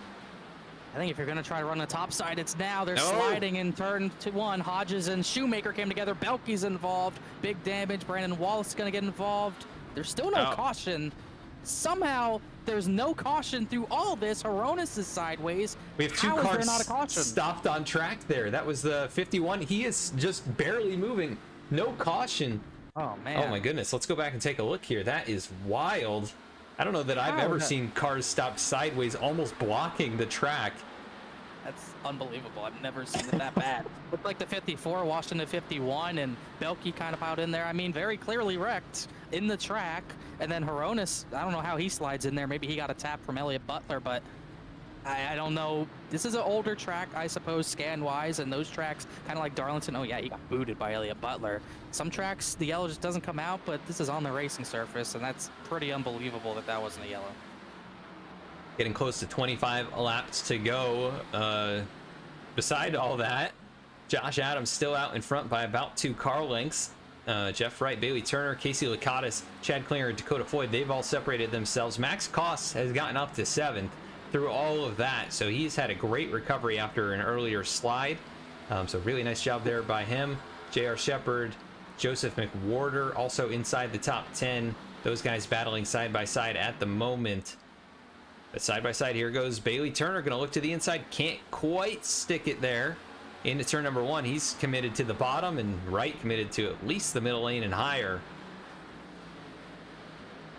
I think there's 2 things Josh Adams wants out of that battle behind him. I would think he wants them to stay side by side and battling hard, but I also think he wants to make sure Jeff Wright can hold Bailey Turner off for as long as possible. I think he'd rather deal with Jeff Wright than Bailey Turner, but holding both of them off is going to be tough unless they battle each other a little bit harder. Because I think Turner is a touch faster. He drives into the corner so much harder than Jeff Wright. He just can't quite maintain what he needs to on exit to really set that pass up for the next corner.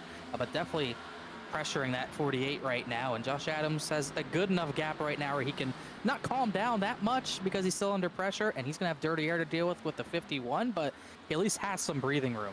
Yeah, you could see it probably affected in that time off turn 4, lost a little bit of ground. And here comes the 48 now, just 2 car lengths back, make that 1 car length off of turn 2. Great run for Jeff Wright. He is right there knocking on the door now.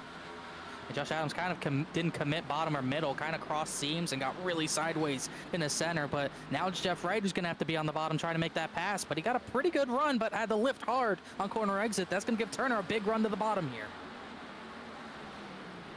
And this is the challenge for Josh Adams. It's almost like, who do you want to try and hold off? And you just hope that these guys hold each other off. Or, you know, probably his biggest hope is they get together.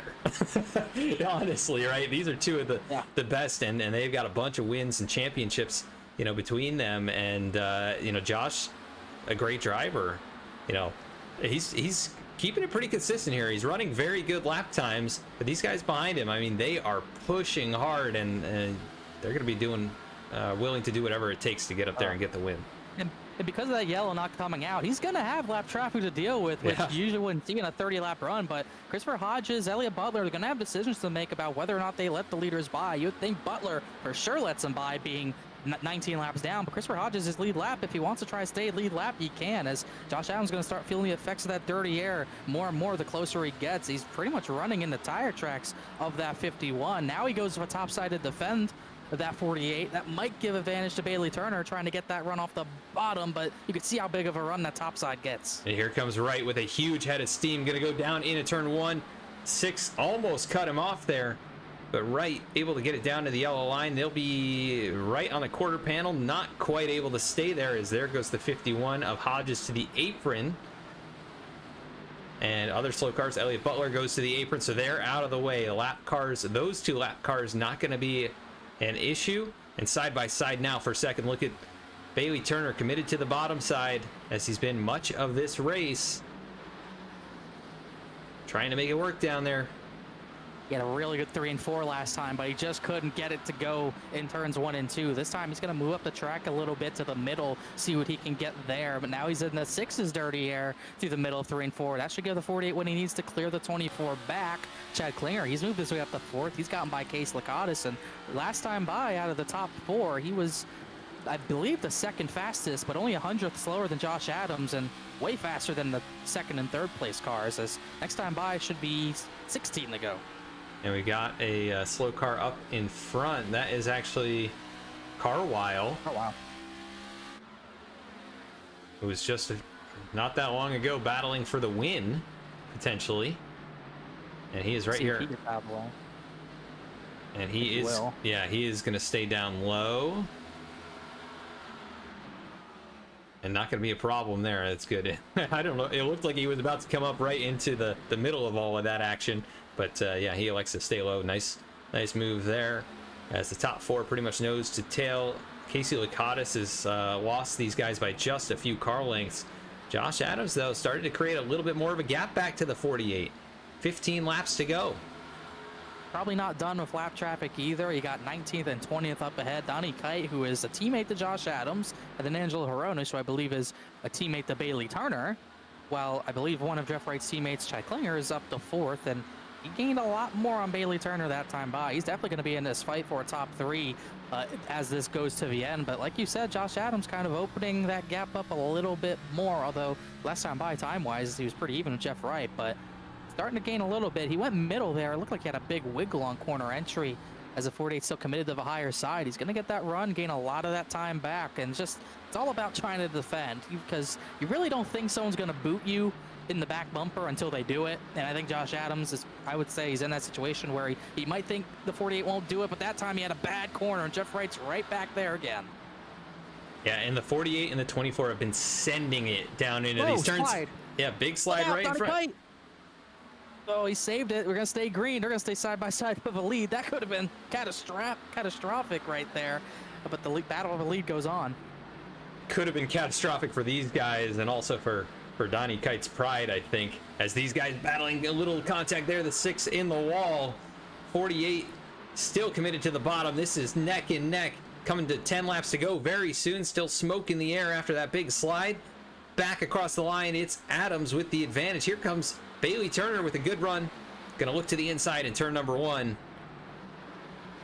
Oh my goodness. That's the tough part about trying to make that pass on the inside, though. If you get pinched down, you don't get the run out of the corner that you need. If there's someone close enough behind you, you're gonna have to go into the next corner defending instead of attacking. And well, just like that, Josh Adams has that gap right back. Yeah, and Jeff Wright, it looks like he's almost gotten into defensive mode here to try and hold off Bailey Turner, and not as focused out the front windshield as Angelo Ronis right up there in front of them. You mentioned it. Got collected in that incident. He's got damage on both ends of the race car. Where is he going to go? Right now running about the same line as Josh Adams. Looks like he may keep it lower on the racetrack, but this is going to be an awkward place to catch him here, potentially. And Angelo going to stay down low. Josh Adams going to use that middle lane a little higher than I think he was meaning to. A little bobble off the corner, and that gap continues to shrink back down. And meanwhile, these three have kind of pulled away from Chad Klinger. You saw Klinger creeping into the picture, but he's lost a lot of ground the past 2 laps. He's actually followed closer back to Case Lacadas, so that might be a battle we see. But it just seems like it's always fluctuating between these top 3. It's almost like kind of what we saw in real life at Charlotte, where the leader he was fast enough to get the lead, but once he got the lead, he couldn't pull away. And Josh Adams just cannot pull away more than maybe half a second right now. But not Josh Adams. Jeff Wright had a pretty bad 1 and 2 that time, and he's really sideways on corner entry, just kind of willing that thing through the corner, really losing some right rear tire life there. I think Turner's faster. He just cannot make this pass. Yeah, and he may just run out of time, but it's still far from over. We could see any of these other guys maybe self-spin. Oh, big wiggle. I think here it is right here. Yeah, should be able to send it in deep potentially, but Jeff Wright's going to drive it in really deep himself.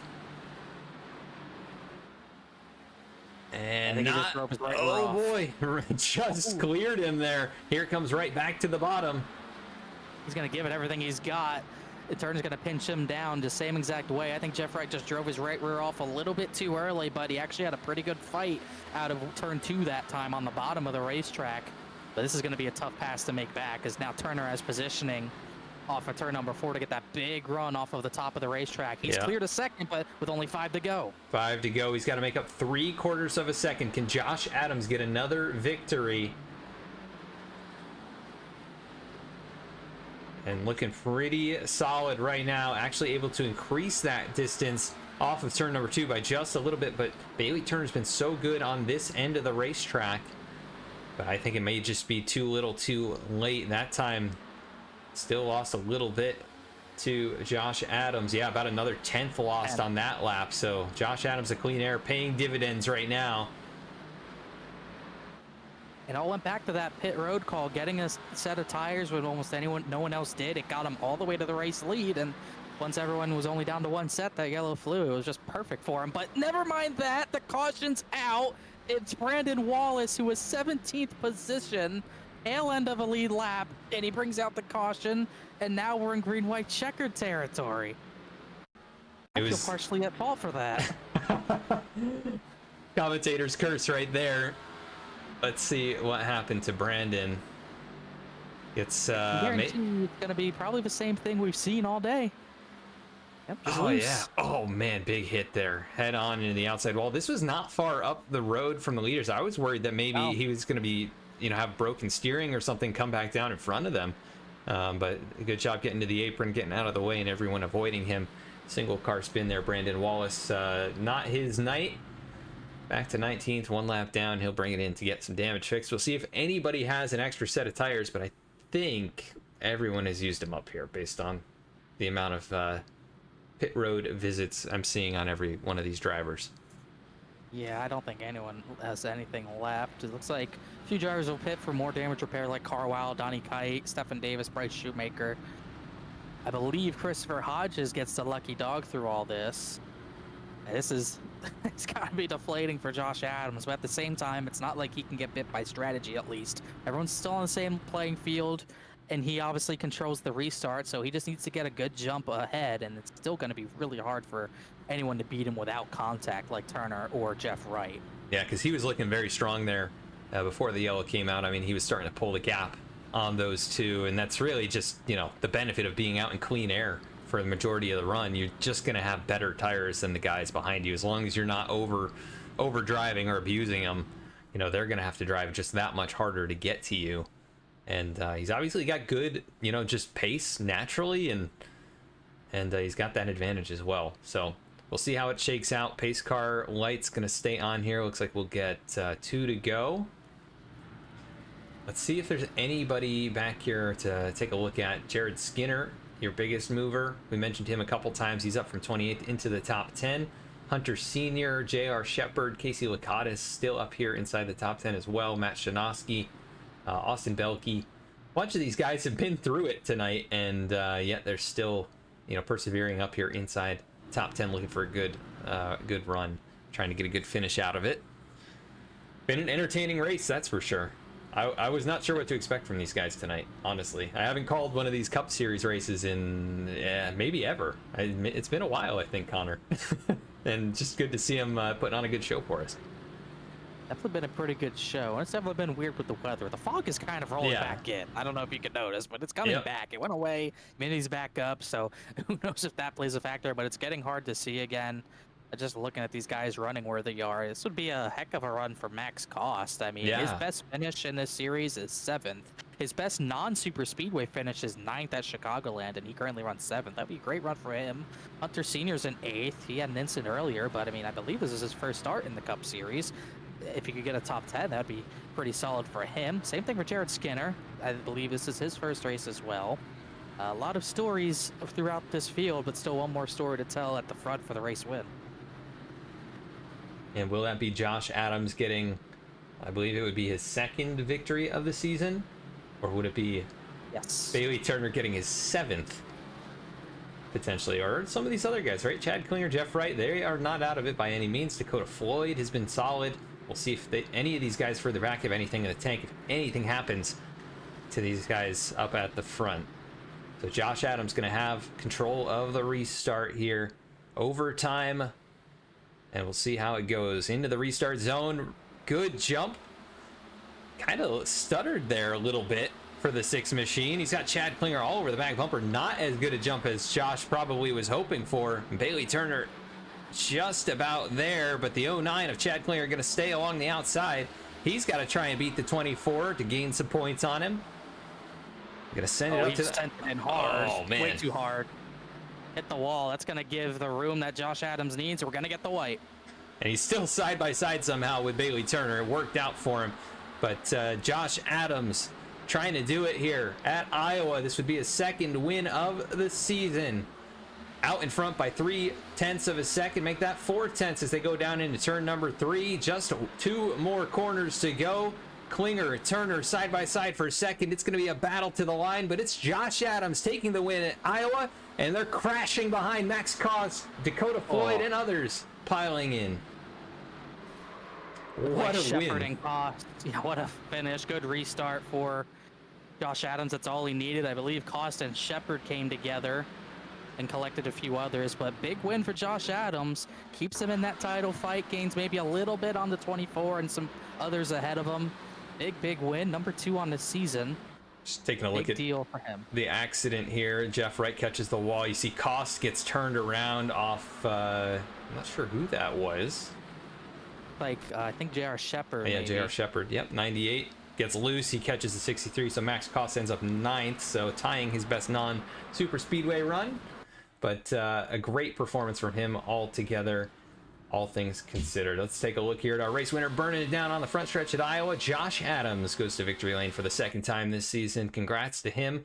We will be right back to interview the number 6, as well as the rest of our top 3 finishers.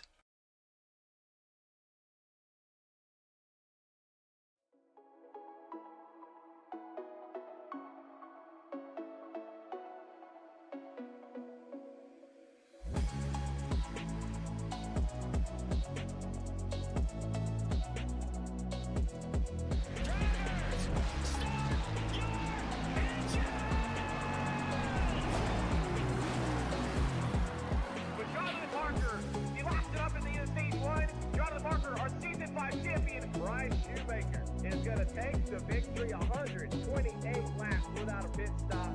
Donnie Kite's gonna get through it all and score his first career win. Saturday Night Racing League and throwback at Charlotte goes to Josh Adams.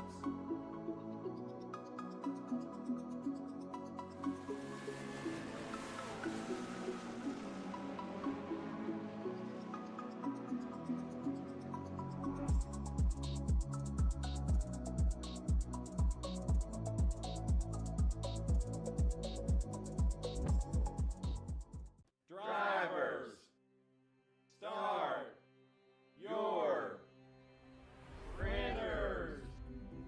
To keep pace with the ever-changing landscape of marketing and advertising, let Clark Print Shop help you spot the trends and keep you in front of the pack with all your color printing needs. From business cards to invitations, menus to mugs, we can print anything you need on paper or your choice of over 3,000 promotional items. Visit www.clarkprintshop.com to browse our online catalog and place your order today, or call us at 276-889-3426. For a limited time, use the code iRacing for 23% off your first purchase. The staff at Clark Print Shop looks forward to handling all your color printing needs. What is up, everyone? I am Joshua Banks, driver of the number 35 Matco Tool Supra. Comes back. He's gonna send it to the inside. They're 3 wide for the race lead. They're gonna. Joshua Banks is gonna win it. Unbelievable. And also co-owner of M&J Distributors for the sponsor of Saturday Night Racing. So I just want to thank every single one of you for tuning into tonight's race. I hope you will put on a good show for you guys. I hope that you will enjoy it. So if you do, make sure you drop a thumbs up to VSPEED and subscribe to them, because they, as y'all know, if you haven't already, they put on some great broadcasts. So I'll make this short and sweet. The main reason for sponsoring Saturday Night Racing League is because I've been with these guys for a long time. I've raced with a lot of them. I've been through some rough times, some good times, and arguments and everything like that. But still, grand scheme of things, been through a lot of these guys, and I really do like where this league's going. I want to support it. They've given a lot to the league already, and I think, you know, I'm capable to support back. So that's what we're doing, and we want to keep this league free, you know, for people to join, to have a good time, come in and race and just have fun, you know, and that's what we're all about. So that's the main reason, and that's all I really have to say about it. So I hope you do enjoy the race, enjoy the season coming up. We are hopefully going to put on a great season for you guys. Also, make sure to check out my YouTube channel, Banksy the iRacer. Link will be in the description. Check out, and you can see my point of view, see what's happening on my end. If you want to watch it, it's completely fine. If not, no big deal. So come on over, hang out after the broadcast of this race, and hopefully we'll see you over there. If not, enjoy it, and I'll see you guys on track. Lap traffic out. We're back at Iowa Speedway to go through our final results. Joshua Adams takes the win, his second of the season, and his perfect strategy played out, and Chad Klinger able to get by Bailey Turner there out of the final corner, takes the second place. Bailey Turner comes home third. Jeff Wright comes home in the fourth spot. Casey Lakatos finishing with the top 5. Nice run for him. Dakota Floyd finishes in the 6th spot. Hunter Sr. able to get 7th. Jared Skinner in 8th. Max Cost in 9th. And J.R. Shepard going to round out the top 10 here tonight. Good runs for a few of those drivers like Cost and Shepard getting top 10s out of the day. Matt Shinosky, I believe another chase driver, pretty good 11th place finish. Didn't kind of run up there most of the race. It's a different story for Joseph McWhorter, 13th. Probably not what he's happy with after leading some of this race, top 5 majority of the first half. Caleb Weekly was a lap down after computer issues. I think they'll take that 12th place. Telganov 14th, Stephen Davis 15th, Belke 16th, Christopher Hodges, who we saw go a lap down, got the 17th through that lucky dog. Then Kite 18th, a big hit through his championship hopes. Same for Hronis 19th, and Ryan Carwile 20th. They got 3 chase drivers, 18th to 20th right there. That really hurts their odds, especially Carwile, who had a good run going as well. In 21st, it was Bryce Shoemaker, 22nd, Brandon Wallace. Nick Hapiak comes home in 23rd. Elliot Butler finishes in the 24th spot. Kenny Kibbe comes home in 25th. James Lehman comes home in the 26th spot. Rob Hamp, 27th. Noah Mahalski in 28th. Julio Villalobos comes home in 29th. And Ben Laughter going to round out the field here in the 30th spot. Definitely an exciting race. 7 cautions, 14 total lead changes here at Iowa. We're going to go now to our 3rd place finisher. That is going to be Bailey Turner. And Connor, I believe you're with him. I do have Bailey Turner, another top 3 finish for Bailey. Led 39 laps, just couldn't get the lead back when you needed it. Obviously, strategy was kind of weird with, you know, people taking tires, people not taking tires. Do you feel like you were on the wrong strategy for majority of the race? And what else did you need to do to try to get the lead? Yeah, I mean, Connor, you know, we ran this setup in, I think it was Area last year, and it's just a handful, so... You know, but even so, in that league, I think we went green for quite a while, and it just seems like, you know, in this league, unfortunately, we weren't able to do that. And I probably got a little aggressive with the tire strategy, but I saw, you know, what an advantage it was that first run, and was hoping we'd get to lap, you know, 70-ish before we'd get another yellow, so it would kind of, you know, even us out with the field. But, yeah, like you said, just got on the wrong side of strategy there, and, you know, proud of the effort as far as me and Chad driving back up through the field there, and just making some pretty crazy moves, but making them stick. And just, yeah, I just wish I had an outside lane restart there at the end so I could have held Chad off. And, yeah, at the end there, all I was thinking about was points and just trying to get ahead of the 09 and the 48, which I had successfully done until, of course, in this league we get another green-white checkered. So. Glad that you know, tire strategy came into play, but it didn't actually you know, completely ruin the race for me, because like you said, we took a risk there at the beginning. We took a risk, but still got a top 3 out of it. Obviously, that last somewhat long green flag run, you had you and the 48, the 6 kind of on top of each other. You looked faster than Jeff, just couldn't make the pass in time, and it looked like Adams was gone without the yellow. How hard was it to make passes once you were on even tires? I mean, it was pretty tough. I mean, all of us there, I was surprised. I think, you know, throughout the race, I actually thought the car was handling better and better, you know, as we went later in the day. There was a little less heat in the track and everything. And that last restart, you know, was uber aggressive. And I don't know if it was a combination of that or some different stuff with tires or track temp. But I was wrecking loose the entire time, trying to just do full send on Jeff. And, you know, I felt really good about our long run pace, honestly. I felt like we had top 2 long run pace out of the whole, you know, the whole race there, if we could have just got one. But yeah, like you said, I felt like at that point when we had the yellow come out a couple ago, I felt fairly even with Josh. I don't think I could have caught him on speed or anything. I think he had kind of built up enough of a buffer there, and I had really used my stuff up trying to work over Jeff. So, but yeah, I mean, huge congrats to Josh. I feel like he's been in position here a few times to, you know, get a win, and he's always having to fight with me or Jeff or other guys. So it was good to see him get one. His second one after he won at Charlotte, a big one. He gets closer to you in the points. You still hold a 24-point lead over Chad Klinger. I believe unofficially he got 1 point from you at the line, getting that second position. We'll talk to him in a moment, but another decent run for you, still the points leader. Regardless, anyone you want to thank or shout out? Yeah, shout out to the teammates over there. We didn't have everybody tonight, but shout out to Angelo for kind of grinding one out tonight after he knew he was in trouble with some of the guys he was starting around, and unfortunately he got caught up in one. So yeah, shout out to him. Shout out to obviously the admins and you guys. You know, really just hoping we don't make any major mistakes here in the last few weeks. I felt like, you know, we were in a good spot there to gain a couple points back on those guys, and unfortunately we got that late race restart. But yeah, thanks to you guys. Thanks to all the sponsors for the league. And yeah, just looking forward to hopefully finishing this thing out. 2 down, 3 to go for Bailey Turner, still the points leader. Thanks for talking to us, Bailey. See you next week. Appreciate it.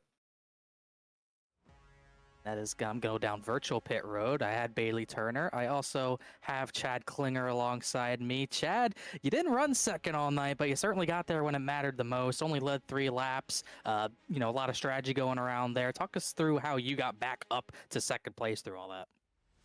That that was a grueling race. We, Bailey and myself, we probably did the wrong strategy, but in the end it worked. Just aggressive driving, getting back through the field. We had to make time, pass as many cars as possible when we could. Luckily, cautions kind of flew where we needed them.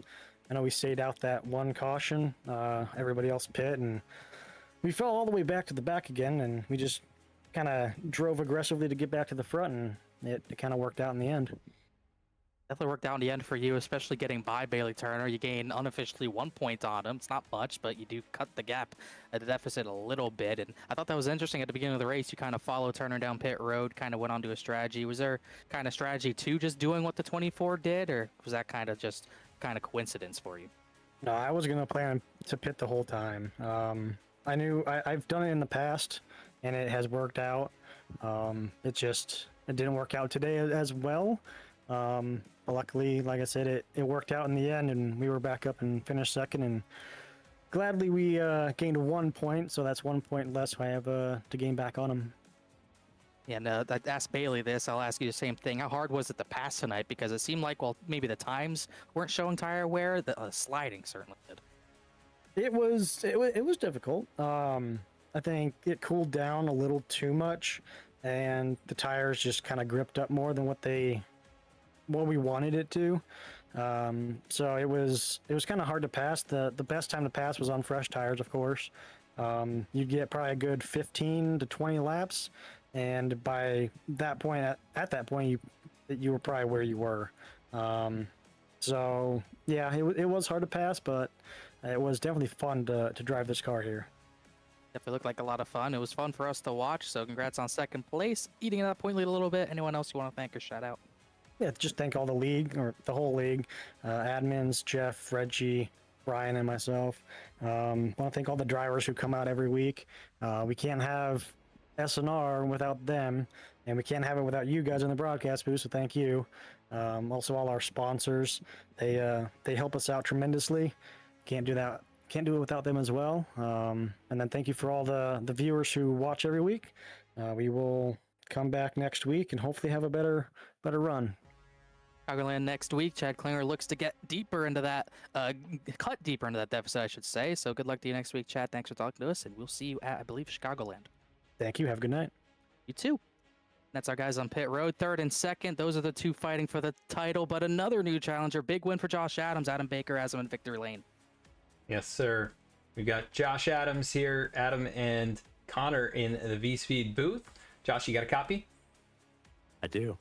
Well, your second win of the season. You do it in kind of dramatic fashion, driving up through the field on a tire advantage, and end up holding these guys off. You cut your way into third in the point standings, and just 27 back with 3 races to go. How excited are you to get to victory lane once again here before we close the season out and make a charge for this championship? Oh, definitely excited. I was just talking to Bailey, and I told him that, he already had a huge gap going in, and then kind of gave up a big chunk of points at Michigan at the end. So I really just want to, win races and then just finish as high as I can. So Iowa's one of the best tracks, so I always expect to run pretty good here, and definitely glad to win this one, against those two guys chasing me down at the end. Yeah, definitely fun to watch you drive up through there. At one point, you were on a tire kind of deficit to the rest of these guys, right? You were fading all the way back through the field. You make your way, racing past all these guys 3-4 wide at times. What was that like, being back there and seeing the strategies play out differently? Yeah, the initial run when you're at that deficit isn't fun because guys are in a hurry. They're going left, they're going right, and one wrong move by you, and it could be the end of your race. But I just, me and Nick, we did it at the same time. We were just hoping we got like the right caution, 20 or 30 laps or so. And we're like, these guys are gonna have to make a decision if another caution comes out, and it did, and it paid off. So it's always nice when they pay off in your favor. Yeah, it definitely worked out perfectly to the point where you got up there, got the lead, and a caution kind of, 25, 30 laps to go in this one. You had to come back, take that last set of tires. What was that like, just with those guys behind you, and knowing that, if it had gone green, you probably would have had it won? What was that like, trying to reset and get focused for that final stint? Yeah, I don't think getting reset wasn't too difficult. I knew I had the pace, but I told my team we got, kind of settled into that last run, and I told my team that I was in a final boss fight. I've got like a video game. I've got Jeff and Bailey, chasing me down, and those guys are really fast everywhere. So, to be able to outrun those two guys, and then especially when it comes down to, green, white, checkered, when it's anybody can take it, just any wrong move could happen, a bad restart or something. They made me work for it. It was unfortunate when I saw that car that I think was a lap down in like 18th or something spun windshield coming off a 4 there to set up the GWC. Yeah, definitely was shocking to the rest of us as well, but you were able to hold them all off. Definitely an impressive run in the closing moments of this one. You get your second victory of the season and jump up to third in the standings. Is there anybody you want to give a shout out to for tonight's win? Yeah, I mean, first off, you two and Bradley at VSPEED, you put on a great product for us to go back and watch. It's always great to watch what you guys do. Jeff, Chad, all the admins for putting on a great league for us to all have fun in and get to race pretty cleanly. It's great to come here and race. Juicy Spider, the High Side podcast. We got Mike and Nick, the two heads of that. Give me good looking race cars, splash and go for the paint schemes. Those 3 cars we have are pretty sick looking. We got Jared and Hunter racing in their first cup races tonight, and I think they both ran top 10. So good job to those guys, and looking forward to Chicago next. Yeah, we'll see you at Chicagoland. See if you can go back to back and start to cut even further into that points lead that Bailey Turner's got over you guys. But great run here tonight. Josh Adams with his second win in the season. We'll go let him celebrate now and get to victory lane. Thank you, guys. Thank you. That is Josh Adams, 2-time winner, and takes the victory here tonight at Iowa. So a great race for him. The rest of his teammates, like he said, their first starts, definitely having good, strong performances. It was good to see some of those guys coming over from the Challenger Series and actually run and be competitive here in the Cup Series tonight, and look forward to see what they can do in future races. But Connor, any kind of final thoughts before we head on out for the evening? Kind of a wild one. It's almost like this race was kind of split in like 7 segments or so, because it seemed like every 20 to 30 laps we kept getting cautions, kind of shut the field down, gave us a lot of different tire strategies and maybe a little bit of fuel strategy here and there, but for the most part it was tires. Sometimes it worked out, sometimes it didn't. Bailey Turner, Chad Klinger, those were the 2 that really got bit by the strategy, but that's the reason they're 1-2 in points right now. They're able to recover despite the adversity and still get 2 top 3 finishes for both of those drivers. But it also came down to strategy for Josh Adams when he took tires at the right time, saved a set at the right time, and it got him to the lead, where even with a late race restart, he's able to hold everyone off. So big win for Josh Adams. He cut into that lead of Bailey Turner's himself. Last week, I believe he was, after last week, 33 back. He cut 6 points out of it. It's a long way to go to get Bailey Turner. He's been dominant all season, 12 top 5s out of 15 races, but it's a start at least, and they still got 3 weeks to go before it's over, and it's not over by any means for sure.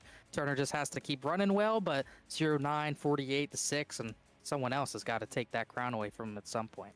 Yeah, and it's not a set of easy tracks that we're going to. We've got Chicagoland, which is one of the maybe tougher 1.5 miles, very old surface there, very tough and abrasive, and we've got Dover after that, and then Homestead, Miami for the season finale. So these guys have their work cut out for them. Bailey Turner doesn't have it easy with a few, very, very easy tracks we're going to. Not that any track is really easy, but these are challenging tracks, and these guys are going to be on their A game trying to take them down. So definitely a lot to look forward to in the closing races of this season. Thanks for calling the race with me, Connor. Appreciate you being up here. Thanks to all the admins and everybody at Saturday Night Racing that makes this happen. As well as all the sponsors. Make sure to check those out in the video description to support the people that help support the racing action you see here on VSPEED. We want to thank you all for tuning in, and we'll catch you next week at Chicagoland. Have a great night.